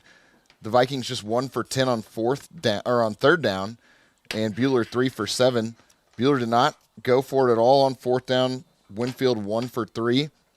Penalties, Vikings 4 for 40, and Buhler had 4 penalties for 35 yards. Just that one interception from Winfield quarterback Kellen Gibson was the only turnover in the game. Gibson on the ground ended up with 14 carries for just 23 yards. Scrambled around like crazy in that first half, but the Vikings only got 98 yards on the ground on 26 carries. That's 3.8 yards per rush. Elijah Bergeson had 10 carries for 80. He was their leading rusher. Ben Klaus led the way for the Crusaders, 13 carries for 121. He had a touchdown to go with that, 9.3 yards per carry, but Hendricks Blackburn got over the century mark, 14 carries for 103 and a touchdown. Max Harmony had 7 carries for 48 yards. Landon Martinez, he got 2 carries for just 4 yards, but he had a touchdown. Asher McConaughey, 1 for 10. Jacob Miller, 1 for 17. And the Crusaders, 41 carries for 292. That's good for 7.1 yards per rush as a team. Through the air, Kellen Gibson for the Vikings, 13 for 23 for 279 and 3 touchdowns is what he finished with. His last 3 completions all went for scores in a little bit of padding the stats time for the Vikings. Most of that was in the fourth quarter. He only had 46 yards at the half. Evan Hutto led the way through the air receiving for the Vikings. He had 5 catches for 170 yards and 2 touchdowns after just having 1 catch for 2 yards in the first half. For the Crusaders through the air, Asher Zachary 3 for 4 for 121 and 2 touchdowns. Landon Martinez got one of those catches. That was for a 69-yard touchdown. Jacob Miller got one for a 33-yard touchdown. And Max Harmony had a catch for 19 yards. Defensively, for the Crusaders, Jacob Miller, 9 tackles. He also had an interception in this game. Jackson Rumbaugh, 5 tackles, 2 sacks, and 1 forced fumble. Asher McConaughey, 5 tackles, 2 for a loss, and 1 sack. Jackson Pratt, 4 tackles, 2 sacks. Bryson McCurdy got in there for a pass breakup. Lane Burkhart had 3 tackles and a sack. And then Jacob Barlow, 6 tackles, 1 tackle for a loss. And Lena Martinez in the return game. I mentioned at halftime he had 3 punt returns for 67 yards. And right after I said that, he gets an 86-yard kickoff return for a touchdown. So Landon defensively also had 2 tackles and a pass breakup. And then Jacob Miller had a kick return for a touchdown that got called back on a penalty. We were getting a little bit of stuff going on in the return game in this one, and Buhler finishes off the Vikings 41-21 after the Vikings got a little bit of offense against our JV and sophomores and freshmen in there at the end. So they finished with 387? For Winfield's total yards? 377. 377, yeah. And most of that was in the fourth quarter. Oh, yeah. Absolutely. Yeah. Okay. All right, buddy. Thank you. Our final Dix Phillips 66 Phillip of the night. It all comes down to Week 8 next Friday at McPherson. 7 o'clock kick. The regular season finale will be on at 6:30 with our Midway Motors drive to the game. Again, join us Monday night for our Crusader Coaches Show live at AJ Sports Grill and Hutch with Coach Warner and players at 6:30. Hope all of you have a great weekend. Good luck to our tennis team as they finish up at state here tomorrow. Good luck to our marching band at the KBA Open Class Championships in Emporia tomorrow. And, of course, golf at state in Hutchinson at Kerry Park Golf Course on Monday. For the crew, Andrew App, Matt Atherton, Chris Schenk, and our videographer, Jaden Yingling, Aaron West. Have a pleasant good evening. You've been listening to coverage of Crusader football on this Week 7, Friday night. Buhler wins it 41-21 on HKFM. Dodge Jeep Ram on the giant corner of 30th and Lorraine in Hutchinson, Kansas. We take pride in supporting our community and our student athletes. Hi, I'm the General Manager, Don Glassby. We want to wish our area teams a fun and memorable season. A great person once said, victory is in the quality of competition and not the final score. Visit online AlanSamuelsHutch.com and follow us on Facebook for weekly giveaways and special events. And as Mr. Samuels always says, come by, let's be friends. Tonight's coverage of Buhler Crusader football has been a presentation of